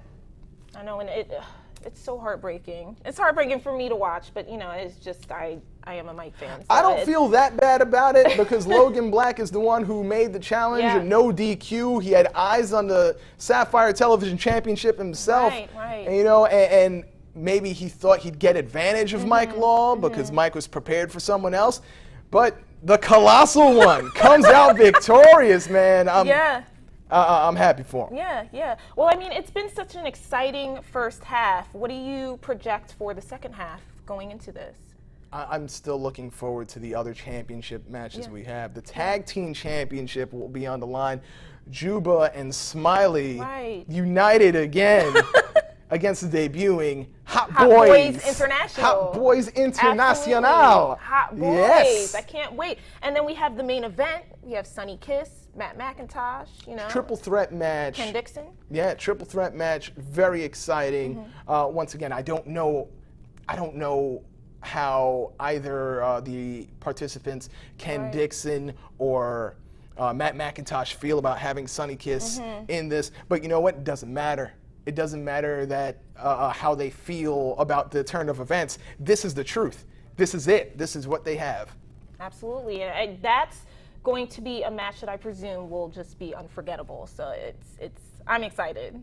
I'm very, very excited. And we are still only minutes away from. And so everybody keep an eye because we are about to come back right now. I'm Katie Walsh reporting for Capital Wrestling. We're here at the Colossal Confrontation. I have Darius Carter here, who has, if I'm correct, you've never lost a singles match here at Capital Wrestling. Tell us a little more about yourself. I have never lost a singles match. Say that one more time. Go ahead. You've never Look into lost. the camera. Look into the camera. Man has never lost a singles match. Tell us more. You know what that means? That means that I'm number one around here. See, wins and losses matter. And that, darling, is why I brought back the Brass Ring Invitational. See, my debut at the Capital Anniversary 1-year show was a Brass Ring Invitational match. That's where I beat Gangone in the best match this promotion has ever seen. And now, Stephen Pena, you get an opportunity. I am 9-0 in the Brass Ring Invitational. 9, sweetheart. That is impressive. I know it's impressive. That's why I said it. 2-0 in Capital Wrestling main event matches. So let me be clear. Let me make it very clear that the Capital is Darius Carter. It is not Stephen Pena. It never could be Stephen Pena. The Capital is DC. And the Capital that I'm talking about isn't the championship. Go ahead, take me out. Go ahead. You're here to hear from the man himself. This is Darius Carter. We're here at Capital Wrestling, and who do you think's going to take the win today in your match? Who's going to take you? She's not paying attention. You're out. Goodbye. Oh, go. Leave. Go. Get out of my face. Steven, you wanted this, and you're going to get it. My time is now.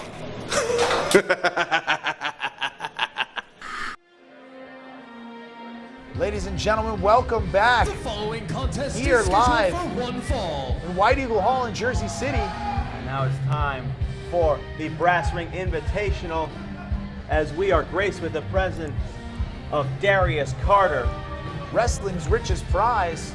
I'm Stephen James, joined by Harry Tujanian, Mr. Entertainment. We are in for a treat. I'd say so. Look at how we're to Darius Carter.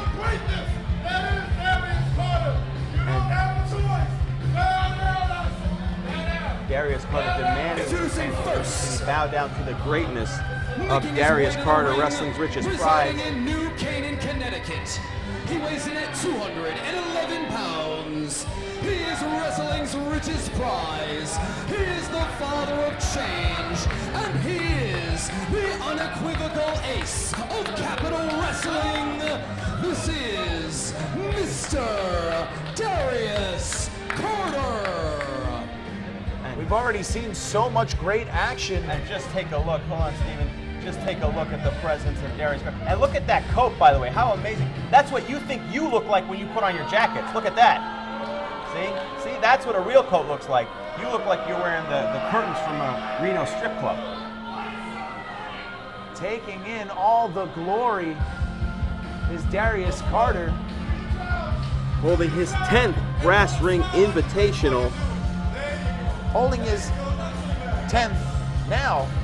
Well, yeah. Only 2 of them in Capital Wrestling. I thought that's not terrific. Well, under normal circumstances, it wouldn't be terrific. But Darius Carter is so terrific that he's grandfathered in. So when Portia says anything that takes place out of the Capitol isn't terrific, that doesn't include Darius Carter. He's terrific anywhere he goes. Darius Carter waiting for his opponent. And there he is. And his opponent, about to make his way to the ring, hailing from the South Bronx by way of the Dominican Republic. He weighs in at 215 pounds, Steve Pena. Stephen Pena, the Dominican Superman, here in White Eagle Hall. Stephen stepping up to the challenge of the Brass Ring Invitational. Stephen Pena, a phenomenal athlete, but he has yet to win a singles match here in Capital Wrestling, hoping to change that in a big way tonight by winning the Brass Ring Invitational. What would it mean for Pena if he was to win this marquee match? It might be the most important opportunity he's ever had here in Capital Wrestling. Without a doubt. I mean, this would be as big as winning a championship here, defeating Darius Carter, a man who is undefeated in singles competition. But just recently lost a 6-man tag matchup recently on Capital Wrestling Television. Yeah, that is true. However, he was not the one who was pinned. You can't help what your partner's doing in a 6-man tag match. He continues to be victorious in singles competition. To check out any previous episodes of Capital Wrestling, go to youtube.com/Capital Wrestling. Now the referee getting set. An important bout here.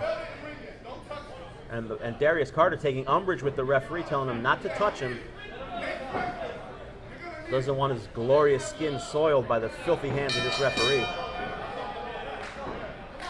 And Stephen Pena gearing up. And the Brass Ring Invitational and look at this is shape finally here. Stephen Pena is in even better shape than the last time we saw him. He gets better and better each time. I mean, physically, he's an elite level athlete. He is. Darius Carter, though, he doesn't have the same physique that Pena does, but he's a tremendous wrestler. He's there for a reason. It's an elite level athlete against an elite level mind here. Darius Carter, a world-class tactician. But you can see the wrestling of Stephen Pena. Unorthodox and getting him into a stretch here very quickly. Almost a modified Mexican surfboard. But Carter, look at that, very smartly twisting the ankle around, and getting a front face lock. And look at the torque he puts on that. But Pena, you see how smart he was to step on that hand that Pena was trying to use as leverage to get out of that hold. Rolling through, trying to cover him, but not realizing the position there. Darius Carter smartly knowing where he was. There is a reason that Darius Carter is 9-0 in these Brass Ring Invitationals. offering an opportunity for these young wrestlers to step up and make a name for themselves. And so far, no one has been able to win the challenge. Stephen Pena hoping to be the first, and it would be a big win for Stephen Pena. It would definitely catapult him here within Capital Wrestling. But Darius Carter, who puts the capital in capital, as he said. Well, he is wrestling's richest prize. Quickly grabbing hold of Pena, trying to slow him down. The Smiley man should definitely be with Pena here. Grabbing that ankle at the base, but if you and can twisting that knee. But just look at his left foot. He's twisting with the right hand, but the left foot is stepping on the ankle of Stephen Pena while he twists the other ankle with his hands and going back and forth. Anytime Pena tries to wiggle out of it, smartly Darius goes with the momentum there, but some of this British catch-style wrestling to be able to get out of these, it's quite impressive for Pena for sure. And Darius Carter, no slouch with that catch wrestling, having done many tours in the UK. Yeah, I mean, Darius Carter, internationally known here. Of course, Colossal Confrontation brought to you by Two Roads Brewery. Follow the road and go to tworoadsbrewery.com. Ooh. And now interesting, a little bit of a change of tactic here from Pena. Switching from a catch position, going to more of a striking, a Japanese striking style, and goes right after that leg. But quickly, Darius Carter getting him on the ground, a smart move to avoid those strikes, decides to take the legs out from underneath him, and again in that position. And again, look at Carter wrenching his mouth, digging those fingers. No man with a distinct advantage here. I'm not going to lie, I'm very impressed with Pena. I've never seen this side of Stephen Pena to this degree. Maybe having to step up to the competition of Darius Carter. You never know with Darius Carter. He could be just lying in wait, waiting. Absolutely. But for his opportunity to strike. Pena smartly getting him in a headlock, trying to slow down that momentum. But again, I haven't seen a lot of this style from Stephen Pena, showing a different side of himself from Darius Carter. Roll through, grabs his neck. Gator roll right into a super. Lift him up from the floor. Suplex. The core strength that it takes to pull a man dead weight suplex from his knees. Cover. One count only, though, as wrestling's richest prize won't go down that easy. You got to wonder how much energy that deadlift suplex took out of him. It took a second or two for Pena to catch his breath before he could cover Darius Carter. That was all the time he needed to kick out of that. And smartly, Darius Carter goes to the outside, trying to regroup here. Pena goes after him. As we heard earlier in the broadcast, Darius Carter saying, wins matter here in the Capitol. Pena, again, as we mentioned, you have to have a singles victory. He did record that recent victory tagging with Kid Osborne against Bobby Orlando and Magnum CK, but tag wrestling and singles wrestling, two different things entirely, literally and figuratively. It takes a lot of thought process. You don't have a partner to depend on. It's all you. And Pena now, and this is smart by Darius Carter, waiting on the outside. You can see that it's frustrating Stephen Pena because he developed a significant amount of momentum. Not just Stephen Pena, on Darius Carter, showing the young buck what's for. Tried to catch Pena, but Pena caught him, caught the boot. Darius Carter said, wait.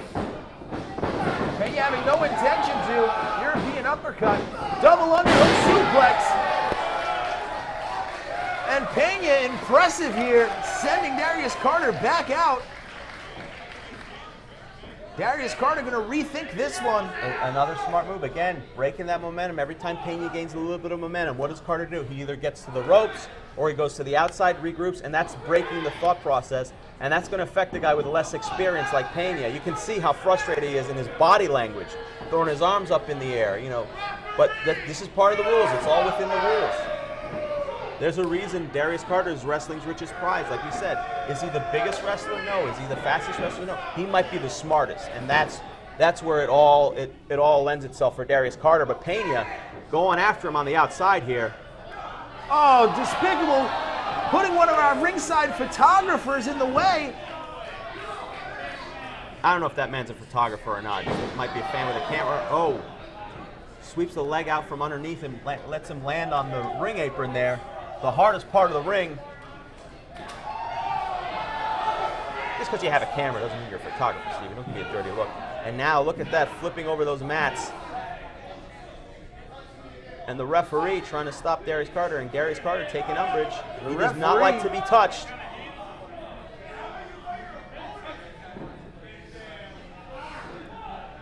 And again, right on Pena's leg. It's going to be mighty hard for him to do a lot of those flying uppercuts with a damaged leg. Rubbing Pena trying to fight it off, but can't. Using the laces of those boots to rake the eyes of Steven Pena. Oh, and face first into the pole there. Down goes Pena, and wrestling's richest prize, perhaps on his way to being 10-0.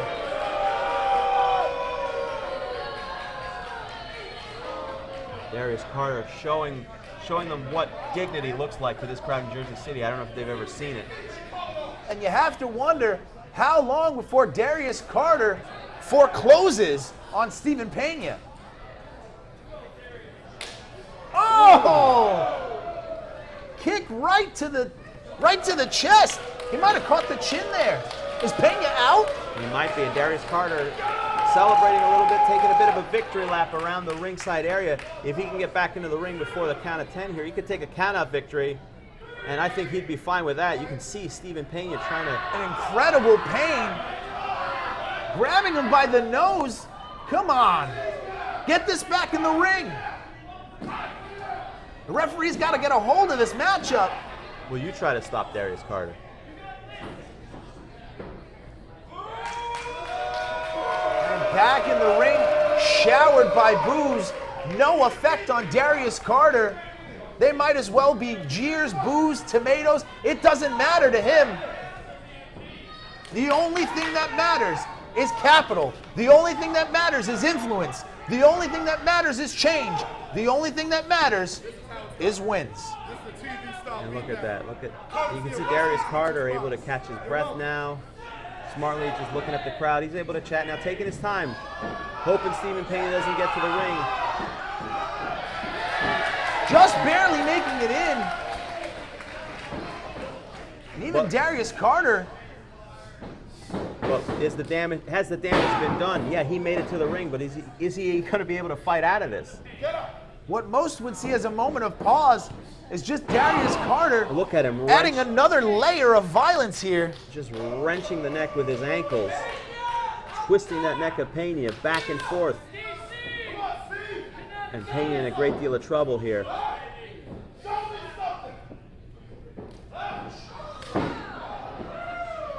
And Pena trying to fight back, but Darius Carter slapping him in the face. Ooh. And using those long arms, Pena. But Darius Carter slapping him back. Pena is still not down though.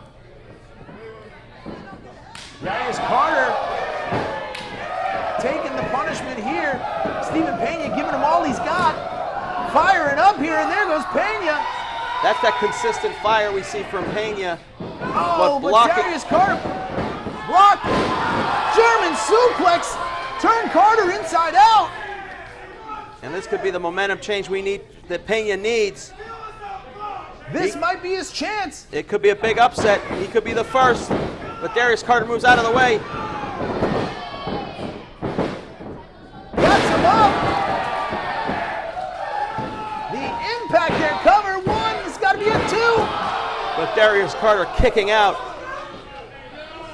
That might have been the best opportunity that Steven Pena had so far. How much energy, again, did he spend on that? Having to climb into the ring, having to fight back. Look at the frustration on this young man's face. Favoring that arm as well. Still setting up for something here. Oh! Enziguri by Darius Carter, and look at the sadistic smile on the face. Goes for the double stomp. Missed. Pena moves out of the way. Pena with a knee, caught him. Oh, right on the back of that neck. Gotta cover him here. That's gotta be it. 1, 2. Oh, but Darius Carter. His foot on the rope there. Lucky positioning for Darius Carter, but knowing where he was, knowing he was close enough to the rope, just put the foot up. Didn't use all the energy he needed for a kick out. There's a reason why I called him an elite mind earlier on. Always knowing where he is. And now Pena trying to figure out. You can see that the gear's grinding. What else can he do to put away Darius Carter? But the fans behind him here. This is the biggest opportunity. This has been the biggest match so far in Pena's career here at Capitol Wrestling. If he can do this, he's got him up. Oh, but look at that. Look at the smarts of Darius Carter. Didn't let him grip. Going back to that hand. Elbows. Knees And elbows at the same time. Knowing his position, throwing Pena. Wait a minute. Oh, shoulder right into that ring post. Pena, he might be out. Wait a minute. Oh! Oh! The head of Pena. Wow. Did you hear that? You could hear that clang like a cowbell. And now Darius Carter. Stalking. Foreclosure.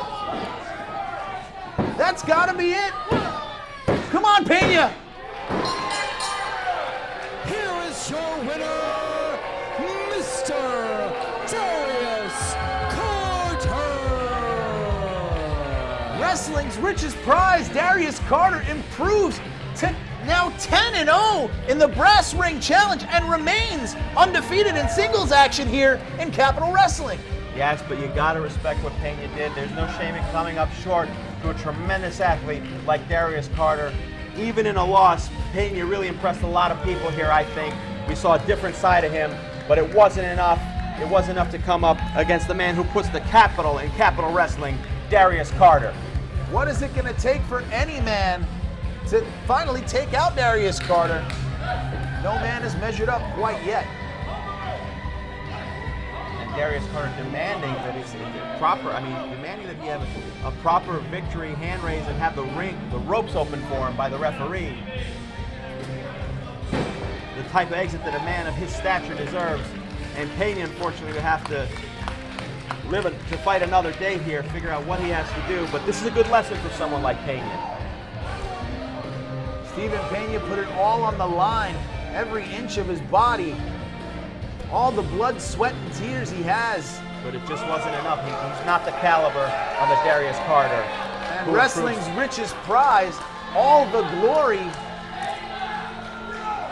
What is next for Darius Carter? What does he have his sights on next in the terrific era here at Capitol Wrestling? Want to know how you can catch Capitol Wrestling? Well, start by never missing brand new episodes every Monday night at 7:05 as Capitol Wrestling gets terrific. Come to the Capitol and catch the new wave by heading to twitch.tv/BeTerrific.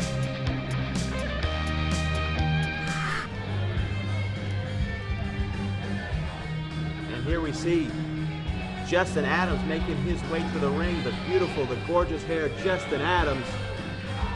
By the way, I do have a medical update. A medical update?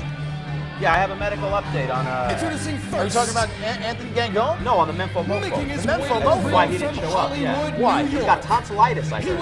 Tonsillitis? Yeah. And 65 That's what I've been informed. He was sick. First probably class, hanging out with some... Justin Adams. Don't you say it. He hangs out with a lot of fine ladies, some of the finest ladies as a Sapphire Gentleman's champion, excuse me. But here we see... I didn't say anything about the ladies. I'm talking about... Licking the belt? Juanita. Oh no, we'll Purell that belt. But here we see Justin Adams making his way to the ring. The gorgeous Justin Adams, who we first saw at Anniversary during the Endgame Invitational. Always with his trademark hairbrush, just brushing that gorgeous, beautiful hair. We first saw Justin Adams at Anniversary during the Endgame Invitational when he was billed as Ludwig von Boston. Yeah, a different name. That was the same invitation we also saw Suavemente Jones. And a lot of fine athletes. Benny Agbayani? No relation. But you can see the referee informing Justin Adams that he cannot keep that comb with him. Well, here we see Too Hot Steve Scott. We want to talk about a personal rivalry. We had a lot of those tonight. This one, as we know, Justin Adams and Too Hot Steve Scott were both fighting in the back, in the locker room over the mirror. New Jersey. He weighs in at 190 gigabytes.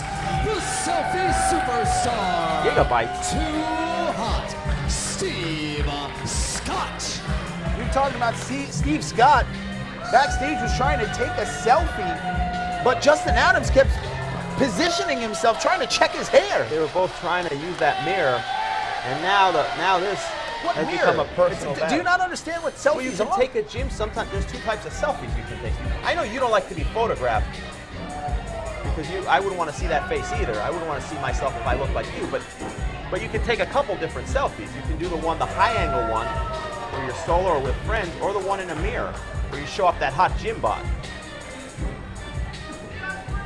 You talking about hot gym bods? I go to the gym. Yeah, Jim Dandy's barbecue restaurant. How dare you? You're not allowed in the gym because I heard you made men in the steam room uncomfortable. You gotta keep your towel on. I like to be free. Anyway, this is not about you and how free you are. This is about this grudge match between Too Hot Steve Scott and Justin Adams, the battle of the selfie mirror. And Wait already a minute, holding him up. Gesturing towards that phone. He's already taking a selfie here. He must have an incredible amount of gigs. Lowering it to look at himself. Well, he likes that high angle for the selfie, but Justin Adams. And now Steve Scott into the ring. Shoulder block from Steve Scott.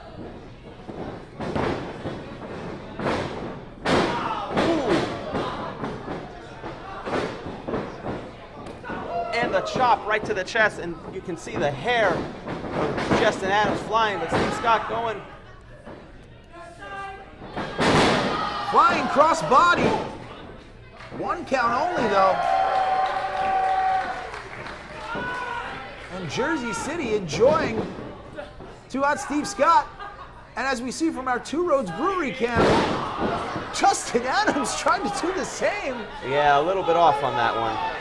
Just a bit outside. And now Steve Scott stepping on the hands of Justin Adams so he can take. Oh, he's taking a selfie there. With the ref. What's he doing? He's on his hands. Come on. Well, everyone wants to be photographed with Too Hot Steve Scott. Get those likes. Get those @mentions. You don't even know what Twitter is. I know exactly. I have a very popular Twitter, @HarryTurjanian. You can follow me on Twitter. Very popular Twitter account, Instagram, Facebook. Your face you can only see at the post office on the posters. And a drop kick by Justin Adams. Covering one count only. It's hard to take your eyes off the gorgeous hair of Justin Adams, but look at that knee to the back of Steve Scott. Are you blushing? Man has gorgeous hair. I know you can't appreciate that anymore. Oh, oh no, that's his selfie hand. Oh, ripping those fingers. Oh no, you can't right. Oh, you can't mention anyone when your fingers are broken like that.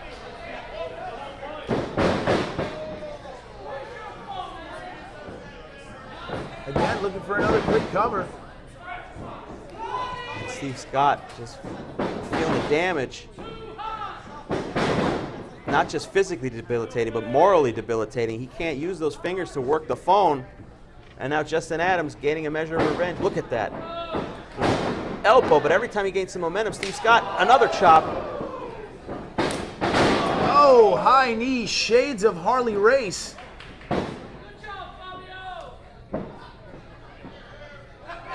Now Justin Adams looking for the phone perhaps? What's he doing? Yeah, that's exactly what he's doing, reaching for that phone. Oh, he's going to take a couple selfies of his own now using Steve Scott's phone. That's sacrilege. Whoa, but there it is, Schoolboy released it, couldn't hold on. Neck breaker.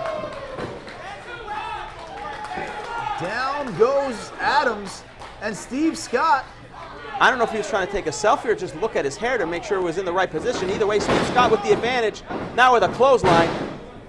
Another chop. Scoops him up. Oh! And Steve Scott getting the fans here at White Eagle Hall, setting them up. He's got that phone. With a clothesline, and could it be? He's going for it.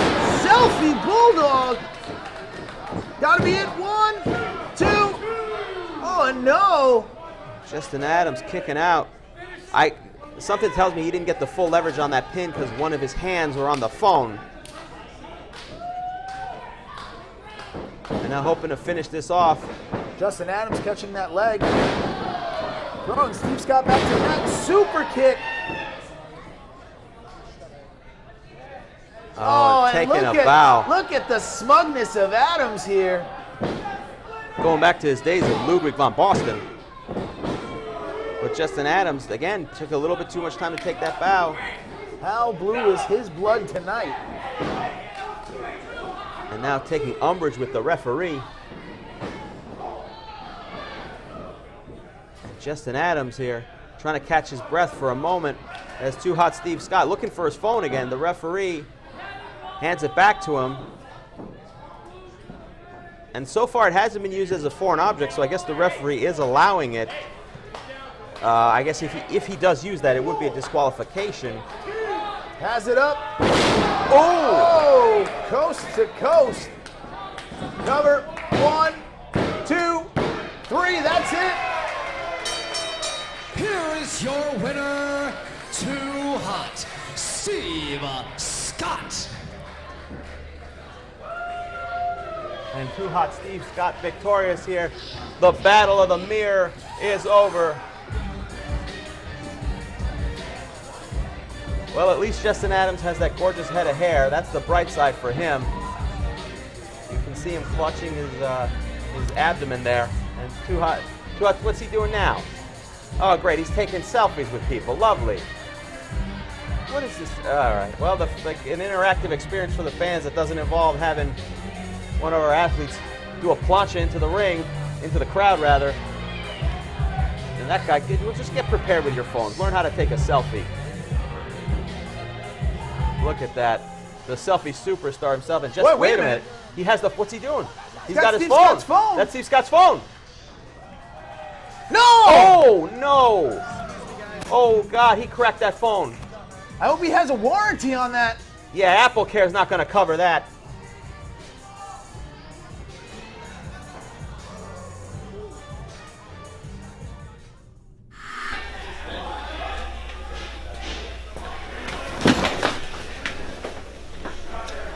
I want you to know something.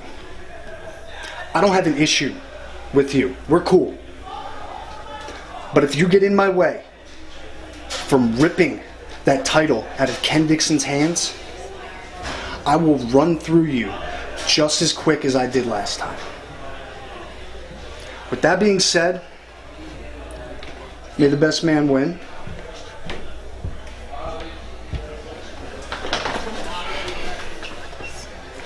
I've already beat you once. I know I could beat you. But can you beat me? How do you like them apples?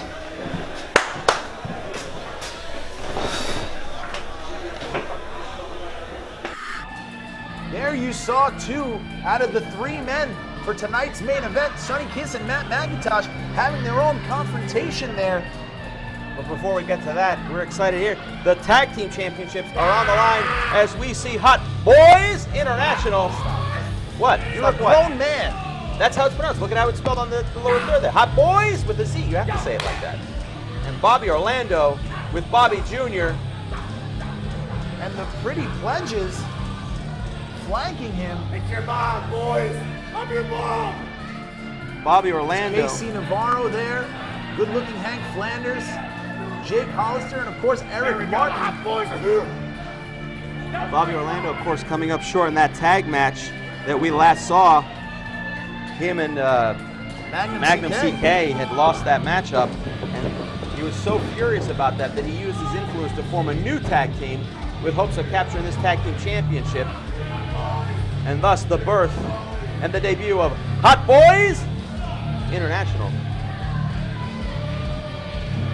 The greatest of all time. What will he have in store? as he leads Hot Boys International against the tag team champions, Smiley and Juba. Well, hopefully they'll be able to dethrone these two, because Juba, not only should he not be a tag team champion, he shouldn't even be allowed in this ring. He should be in jail if there was any justice in this world for what he did to Matthew Ryan Shapiro. What did he do to Matthew Ryan Shapiro? He closed. But you know what he did to Matthew Ryan Shapiro. Why are you asking me that? You mean spinning lariat by Juba? Stop sending me that clip, by the way. I'm sick of you signing up with new profiles as we see the criminal and the idiot, Juba and Smiley, current holders of the Capital Wrestling Tag Team Championships. Unlikely bedfellows, a strange relationship, but somehow both men seem to understand each other. Juba and the American Idiot, which is a terrible nickname, by the way, because he's an idiot wherever he goes, America or not. What is your problem with Smiley? I don't trust people with masks. My problem with Juba, aside from what he did to Matthew Ryan Shapiro, he did nothing, by the way, but just offer his services to him before he clotheslined him brutally, sending him to the hospital.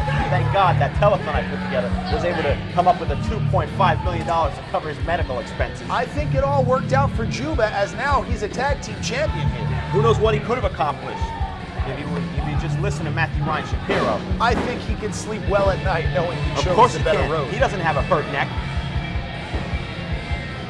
Hopefully, Hot Boys International can bring an entrance. And Juba, I don't trust any man who's friends with a man who wears a mask either.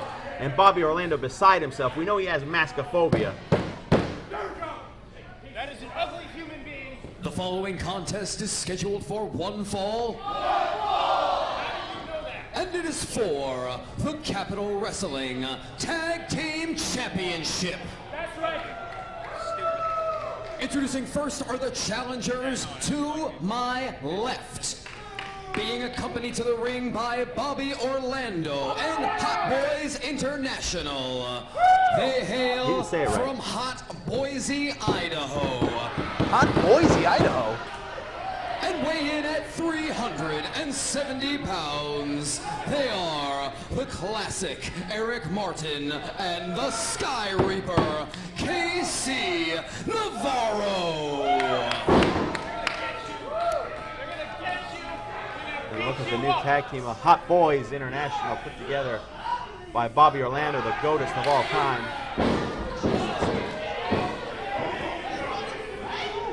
And again, Juba overstepping his bounds. The impatient monster And their that he is. opponents to my right.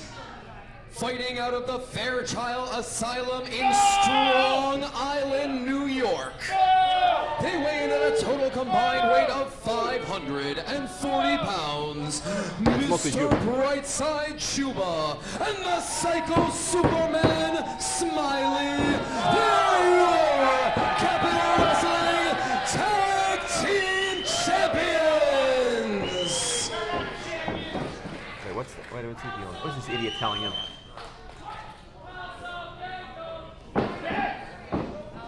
What is Smiley trying to communicate? Also known as Crayon Death Threat. Crayon Death Threat? Crayon Death Threat? I like it. It rolls off the tongue. I wish you'd roll off a cliff. Crayon Death Threat. Whatever the tag team is, hopefully this is the end of this tag team championship reign. Of course, KC Navarro teaming up with, as you mentioned, the classic Eric Martin, who left the NRA, the National Wrestling Alliance, for greener pastures after, for a better opportunity. He must think that goat is stuffed with gold. Bobby Orlando's goat. That is is a stuffed I goat. keep telling you, that's not a loaded goat. It's got to be a loaded goat. You have no proof on that. Stop fake news. Look at this. Smiley apparently still putting on his gear because that's how prepared he is. I wonder if that goat can pass through customs. I heard Smiley was arrested for DWI, driving while idiot. Is that true? Are you kidding me? And I guess Smiley losing his own game of, I've never seen someone lose a solo game of rock, paper, scissors, but Smiley just did it. It's difficult. And this match is underway It happens sometimes. as KC Navarro, the Sky Reaper, his first tag team matchup here and his first chance at gold at Capital Wrestling. But not his first chance going one-on-one here in this ring right now with Smiley. These guys met one-on-one on a previous episode of Capital Wrestling Television. They did in a match. Instant classic. In a match that many people saying is a match of the year candidate. It was quite impressive from both. Of course, you can catch that match on the Capital Wrestling YouTube and all episodes on Capital Wrestling YouTube. Go, youtube.com/Capital Wrestling. You can see again Juba putting his face where it doesn't belong, taunting Casey Navarro, but Navarro gaining control with the head scissors.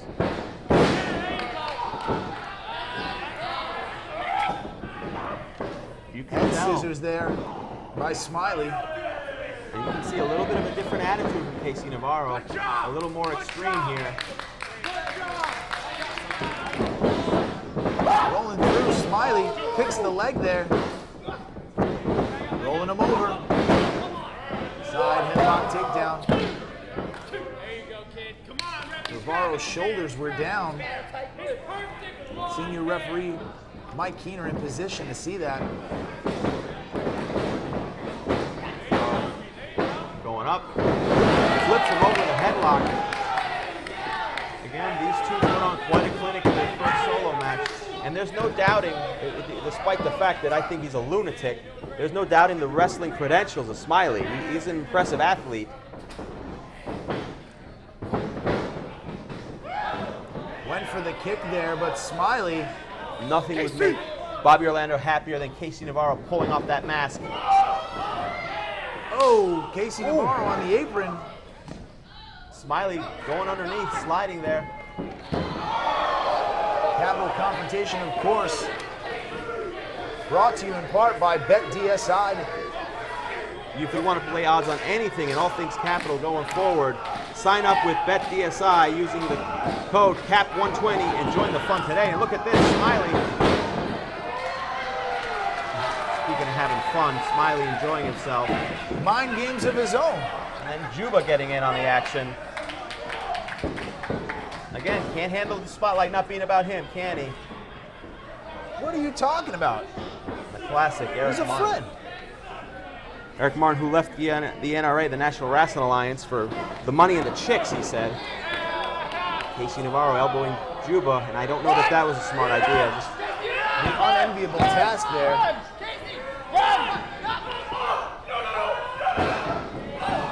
Oh, driven into that corner. And now Juba in the ring. Oh, no.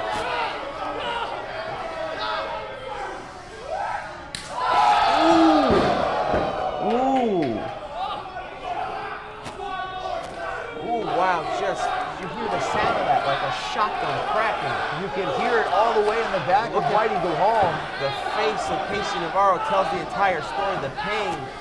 Oh, he's going for another one. The crowd asking for two. Oh!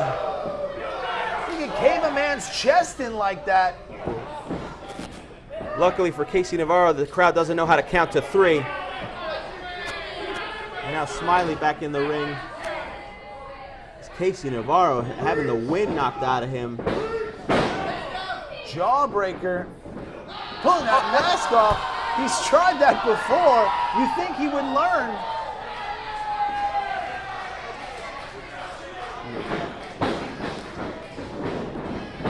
Still holding on to that mask. Oh, mocking Smiley. And from behind, the classic Eric Martin nailing him. And a blind tag was made.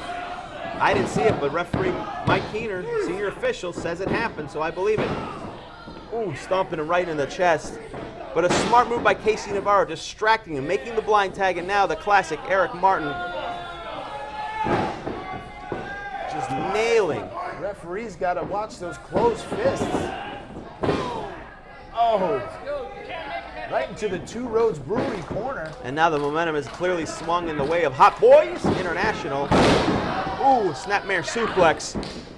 Going for the cover. Bobby Orlando beside himself on the ring, trying to get close, but it just, again, he does have mask phobia. That's not a real thing. I do believe it is, because Bobby Orlando told me.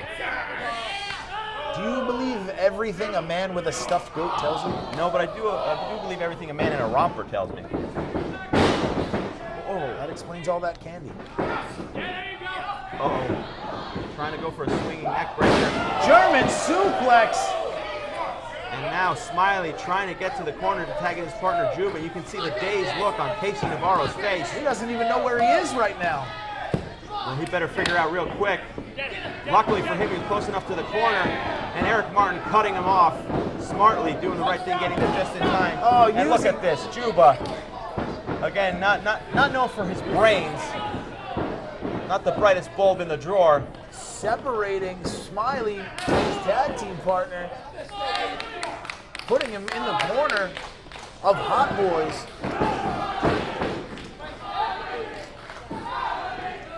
Again, Bobby Orlando and the pledges, Shane Hollister and good Hank Flanders, Jake Hollister and good Hank Flanders on the outside, trying to guide Eric Martin. Scoop slam. Dropping that elbow right on his chest, hopefully knocking the wind out of him. And Juba slapping the side, that long reach. And smartly, Eric Martin moves. You can see after that, moves Smiley right to his corner. Realized he was too close to Juba. And again, Juba should have just been more patient. He might have been able to make a tag.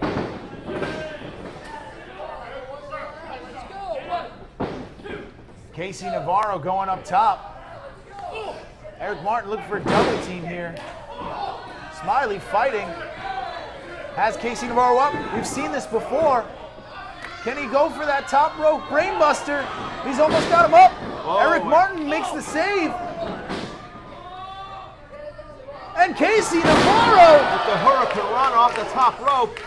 And now is their opportunity. Now it is the chance to end this title reign. Casey Navarro going to the top rope. Smiley, he's got to get up. Going for the 450 splash. This could be it. Oh, frog splash. But caught the knees. Ooh. Smiley aware. And now it's just a race to get to the corner. Can Smiley get to Juba in time before Casey Navarro can get to Eric Martin? Both men unable to get up. And Eric Martin just grabbing Smiley. Pulling. But the kick and the makes tag. The tag. Chop down. Again. Clothesline by Juba. That must look familiar. Shut up. How dare you? The sidewalk slam, and stop sending it to me. You should be calling this match, not messaging me. And now suddenly the dreams, my dreams in particular, of Juba having that title taken away from him, might be coming in. Casey Navarro getting caught by Smiley. Oh no. He's got him. Ringing him up. Oh. He knew that. We've seen that before. Go for the pin. Smiley tossed out of the ring. Uh-oh. Casey Navarro in bad position, but Bobby Orlando getting up there with the goat. He's got him up. Oh! Eric Martin throwing him up. Going for a Canadian Destroyer. And he gets caught by Juba, not going down. The Juba. Oh, and there it is! With a little bit of assistance. 1, 2. And the size just too much for Casey Navarro. Bobby Orlando's beside himself. Is he bleeding? Not bleeding. He's just fainted. He's a fainting goat. Now he's back up. He's back up. He's okay. We don't need him. We'll get a medical update on Bobby later on. So far, and look at this fork. Ooh, super kick. Juba's dazed. Navarro looked to fly, knocked into Juba on the outside. Meanwhile, Smiley nails the forearm, but Eric Martin on his feet, knocked out perhaps with Smiley. What's he looking for here? Bootsaw. But it was countered at the last second by Eric Martin. Frog splash. Here it is, 1, 2, could this be it? And Smiley kicks out. The tag team champions have life here. Now between the two of them, Casey Navarro and Eric Martin trying to discuss what they can do next here to put away these two. This is their opportunity. They have to do this before Juba gets in the ring, but here he is. All four men trying to stagger to their feet here. Casey Navarro pulling up Smiley, but Smiley tossing Casey Navarro out of the ring here. Oh, and those forearms from Eric Martin. Tossing Martin outside the ring. Wow, he just tossed him right over like he was nothing. Did you see that? Now Bobby Orlando and all the pledges trying to regroup here, trying to help up Eric Martin. Just tossed up that way. Oh, what is this? No. He's got him up. No, it can't be. Oh! Like a stack of bowling pins, the entire group of Hot Boiz International are down. Meanwhile, Casey Navarro in a precarious position, caught by Juba. Down goes Navarro, right in position, 450 splash, that's gotta be it. Yes! Here are your winners and kidding still Capital Wrestling Tag Team Champions, Juba, Smiley, No. Death Threat! Yes, yes, yes! Oh, come on. Smiley and Juba remain tag team champions. No. I can't believe this. After all the Hot Boiz International tried to do here, coming up short against the tag team champion combination of the American Idiot Smiley and the unconvicted felon Juba. Both men dominated the tag team division. What's next for the tag team champions? Time will only tell. But tonight, no justice for Bobby Orlando, no justice for Matthew Ryan Shapiro. Our national nightmare continues as these two continue to remain champion. And you know what? This is absurd because this is the doing of Marcus Dowling. Not only should Juba not be in this match, he should not be the champion. how should he not be the champion? They won it fair and square. The man should have been in jail for what he did to Matthew Ryan Shapiro.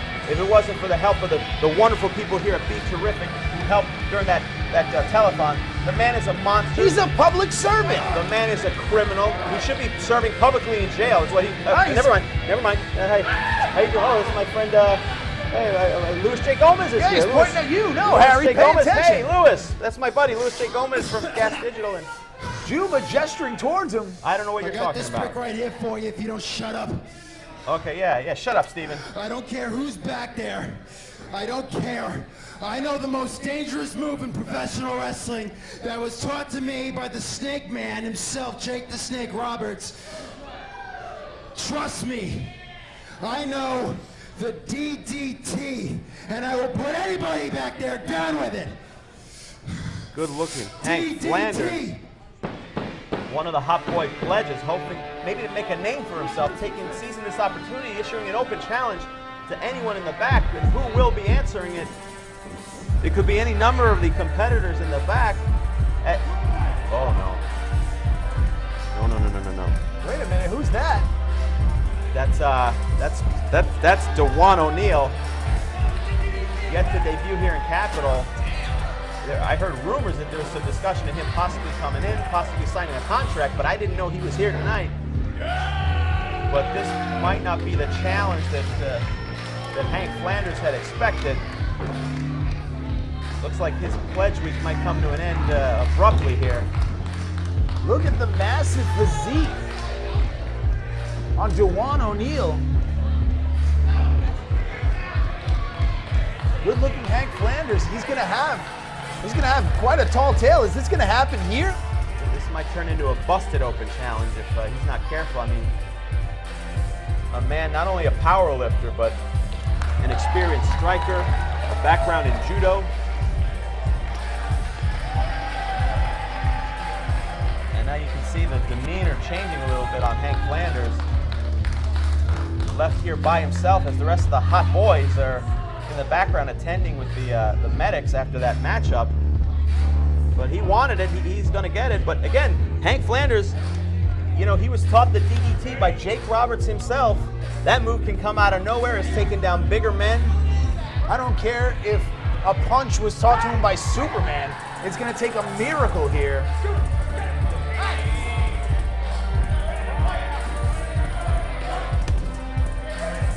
This is as goated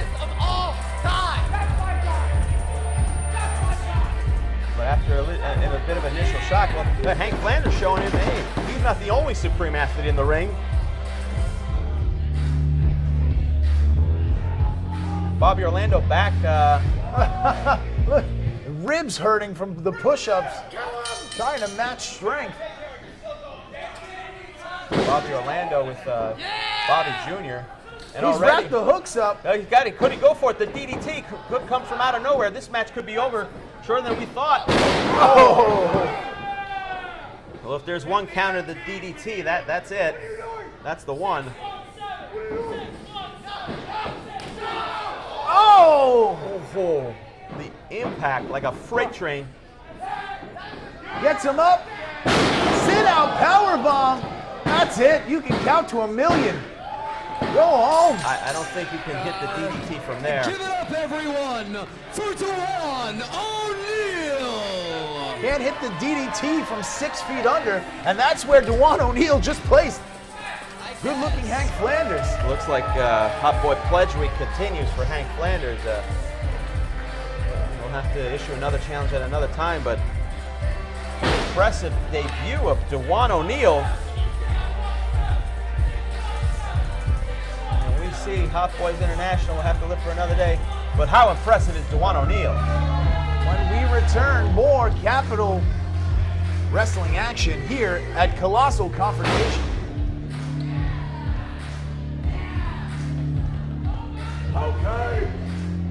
Okay.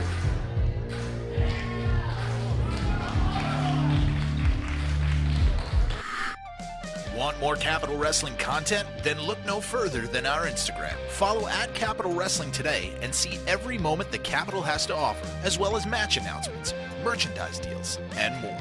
Come to the Capital and follow our Instagram today. Are you in need of a lawyer who will fight for you? Well, EDA Law will go off the top rope for you and your needs. Pro wrestling veteran Eric Anderson has brought his no-nonsense approach from the ring to the courtroom. The New England Pro Wrestling Hall of Famer and his team focuses on business law, criminal defense, and representing members of the pro wrestling industry. For more information, head on over to edalaw.com. That's edalaw.com. EDA Law, for those in the law who wrestled, know how to wrestle the law. It's time for the fabulous finish of the week, sponsored by To Be the Man. But here comes Ike. Oh. Toss to the outside. Well, somehow in the middle of it. Silencer hit in the middle of the ring. No, not like this. Well, he's distracted. 1, 2, 3 count. Look at that. The power on display. That was the fabulous finish, sponsored by To Be the Man. Available on Amazon.com. And welcome back to the Colossal Confrontation here at Capital Wrestling, as we are graced with the presence of the Danger Sanctuary and their beloved leader, Timmy Danger. Corey Castle's stunt double. Chris Crespo. As the Danger Sanctuary begins to grow and grow, Introducing it's always first, a pleasure. They are the Danger Sanctuary. As always, it's always a pleasure to be graced with the presence of Timmy Danger. He's not often here because he's trying to spread the word of the Danger Sanctuary across the country and across the world. Last time we got to see him, he was able to heal Chris Crespo. We wonder what's in store here for the Danger Sanctuary. Of course, he's the #1 contender for the Sapphire Television Championship, which again was not defended tonight. So we wonder what this means for Timmy Danger and his #1 contendership after winning the Torneo de Nada. Well, a lot of great things in store for the Danger Sanctuary as they continue to spread their word, to spread the gospel, if you will, of the Danger Sanctuary. There's no gospel here. This man's a fraud. A fraud? Be careful what you say. That's slanderous. The man, what are you talking about fraud? He healed Chris Crespo. And look at, you can see Corey Castle. Shaking hands. Actor, comedian, podcaster. You should check out his. In addition to that resume, excellent handshaking. Absolutely. Evolving with Corey Castle, the podcast available on iTunes. You should check it out, especially the episode that I was on, which was a fantastic episode. People have been tweeting about it and stuff. I still haven't been invited on. Yeah, there's a reason for that. I wouldn't hold your breath. Timmy Danger with a loaded microphone. Your path to enlightenment, to salvation through redemption begins now and begins with me, the supreme truth, Timmy Danger.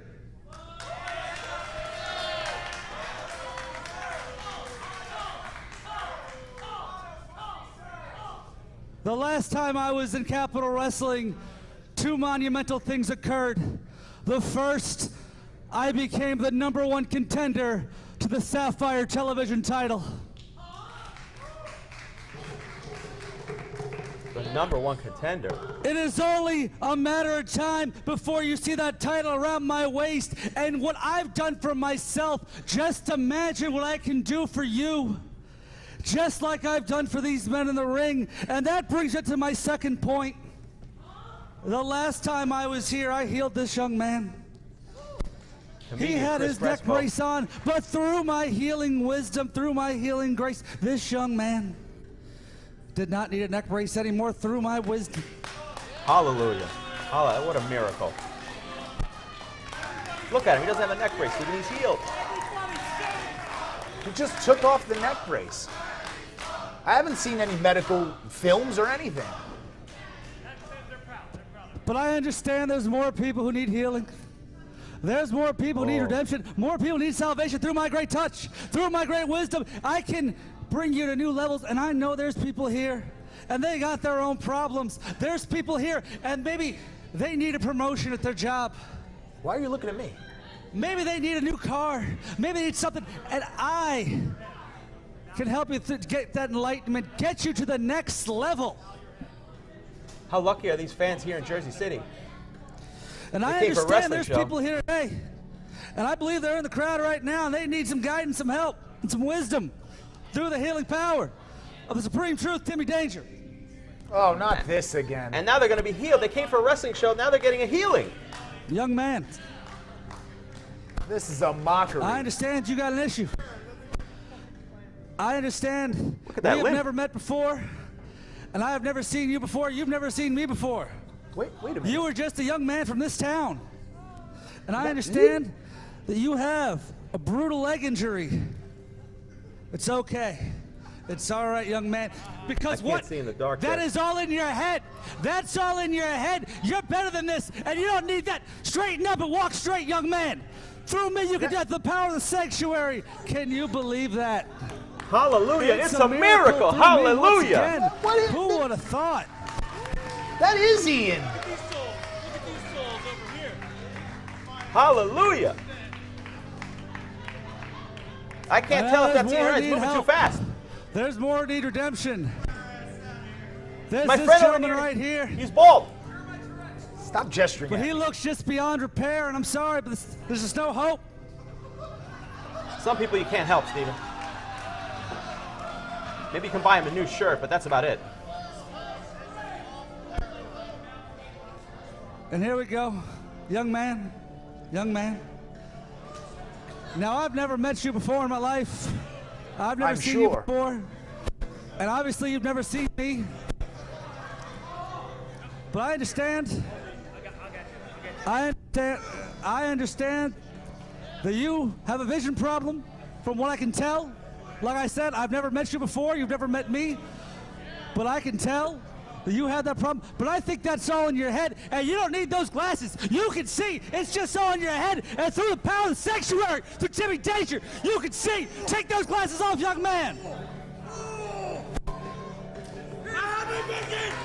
How about that? Hallelujah, he can Who see. would have thought? Where does he find these people? Now he can enjoy those front row seats.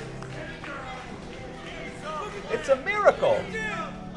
Not even the citizens here can believe what's happening. This is ludicrous.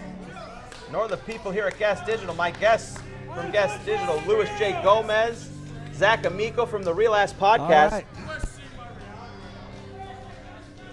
They are Now shaking their heads in disbelief. That we have more people over here who may need some Louis, help. let him fix your may broken need hand. some issues.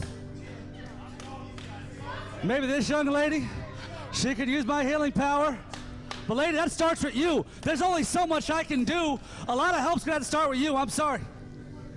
He's a miracle worker, not a miracle worker. I'm He's sorry, practically I a can't help all cult of you, leader. But I can't. This young man. Now, I've never seen you before in my life, but I can tell you've got some issues as well. I can tell you can't talk. But I think you're just not trying. I think you're not believing. You gotta trust in me. Trust in the sanctuary. Trust in Timmy Danger. And you know what? You can talk, young man. You can talk. Believe it. Believe it. Choking him? Oh, what a thought. I can talk. Thank you. Thank you. Hallelujah. You can talk. He wants to be a guest on my podcast. No one believing this. Maybe you could be a guest on this podcast now. What's your podcast? Evolving with Corey Castle. You could be on that. Yeah. Can I be on it? Now, before we begin, anyone but you. Before we get in the ring and do what we do best, is there anybody else who needs some enlightenment, some saving? Anybody else who's My been friend picks horrible jackets. Anybody right else here. who lost their job, lost their will to live? My friend thinks if he Lost wears a hat, no everything. one will know he's bald. Sit down. I'm just trying to save you. Don't you understand? Young man. Yes. What do you want? Hey, I know him. My best friend has joined the sanctuary, and he is no longer my friend, and my heart is broken because I don't have my best friend anymore. Is that Matt Maron? Comedian and former wrestler Matt Maron, friends with Chris Crespo, the co-host of Chris Crespo's web series I just want my Hand friend Job. Chris back. Well, I understand. We all go through changes. Sometimes our friends move on. Sometimes our friends evolve, and, you know, sometimes it's not fair. But you know what? You can make that change, young man. You don't have to be among these people. You can be part of us if you want. We can heal that broken heart. And you can be part of the sanctuary. You can be so much more than what you are. All you got to do is walk out in that ring, give your friend a big hug. He healed his broken heart right in front of us. He just told him to get in the ring. The Danger Sanctuary works in mysterious ways, Stephen. Ours is not to question the way of the Danger Sanctuary. I don't know. I think that is ours to do. I wish you'd question those jackets you choose. Questioning sitting next to you right now. With that being said, young man, there's so much more to be left. Sorry, I'm. But we can only do so much in one night. There's only so much of Supreme Truth Timmy Danger can do in one night. But I have a match to attain to and a television title to win. So, the television champion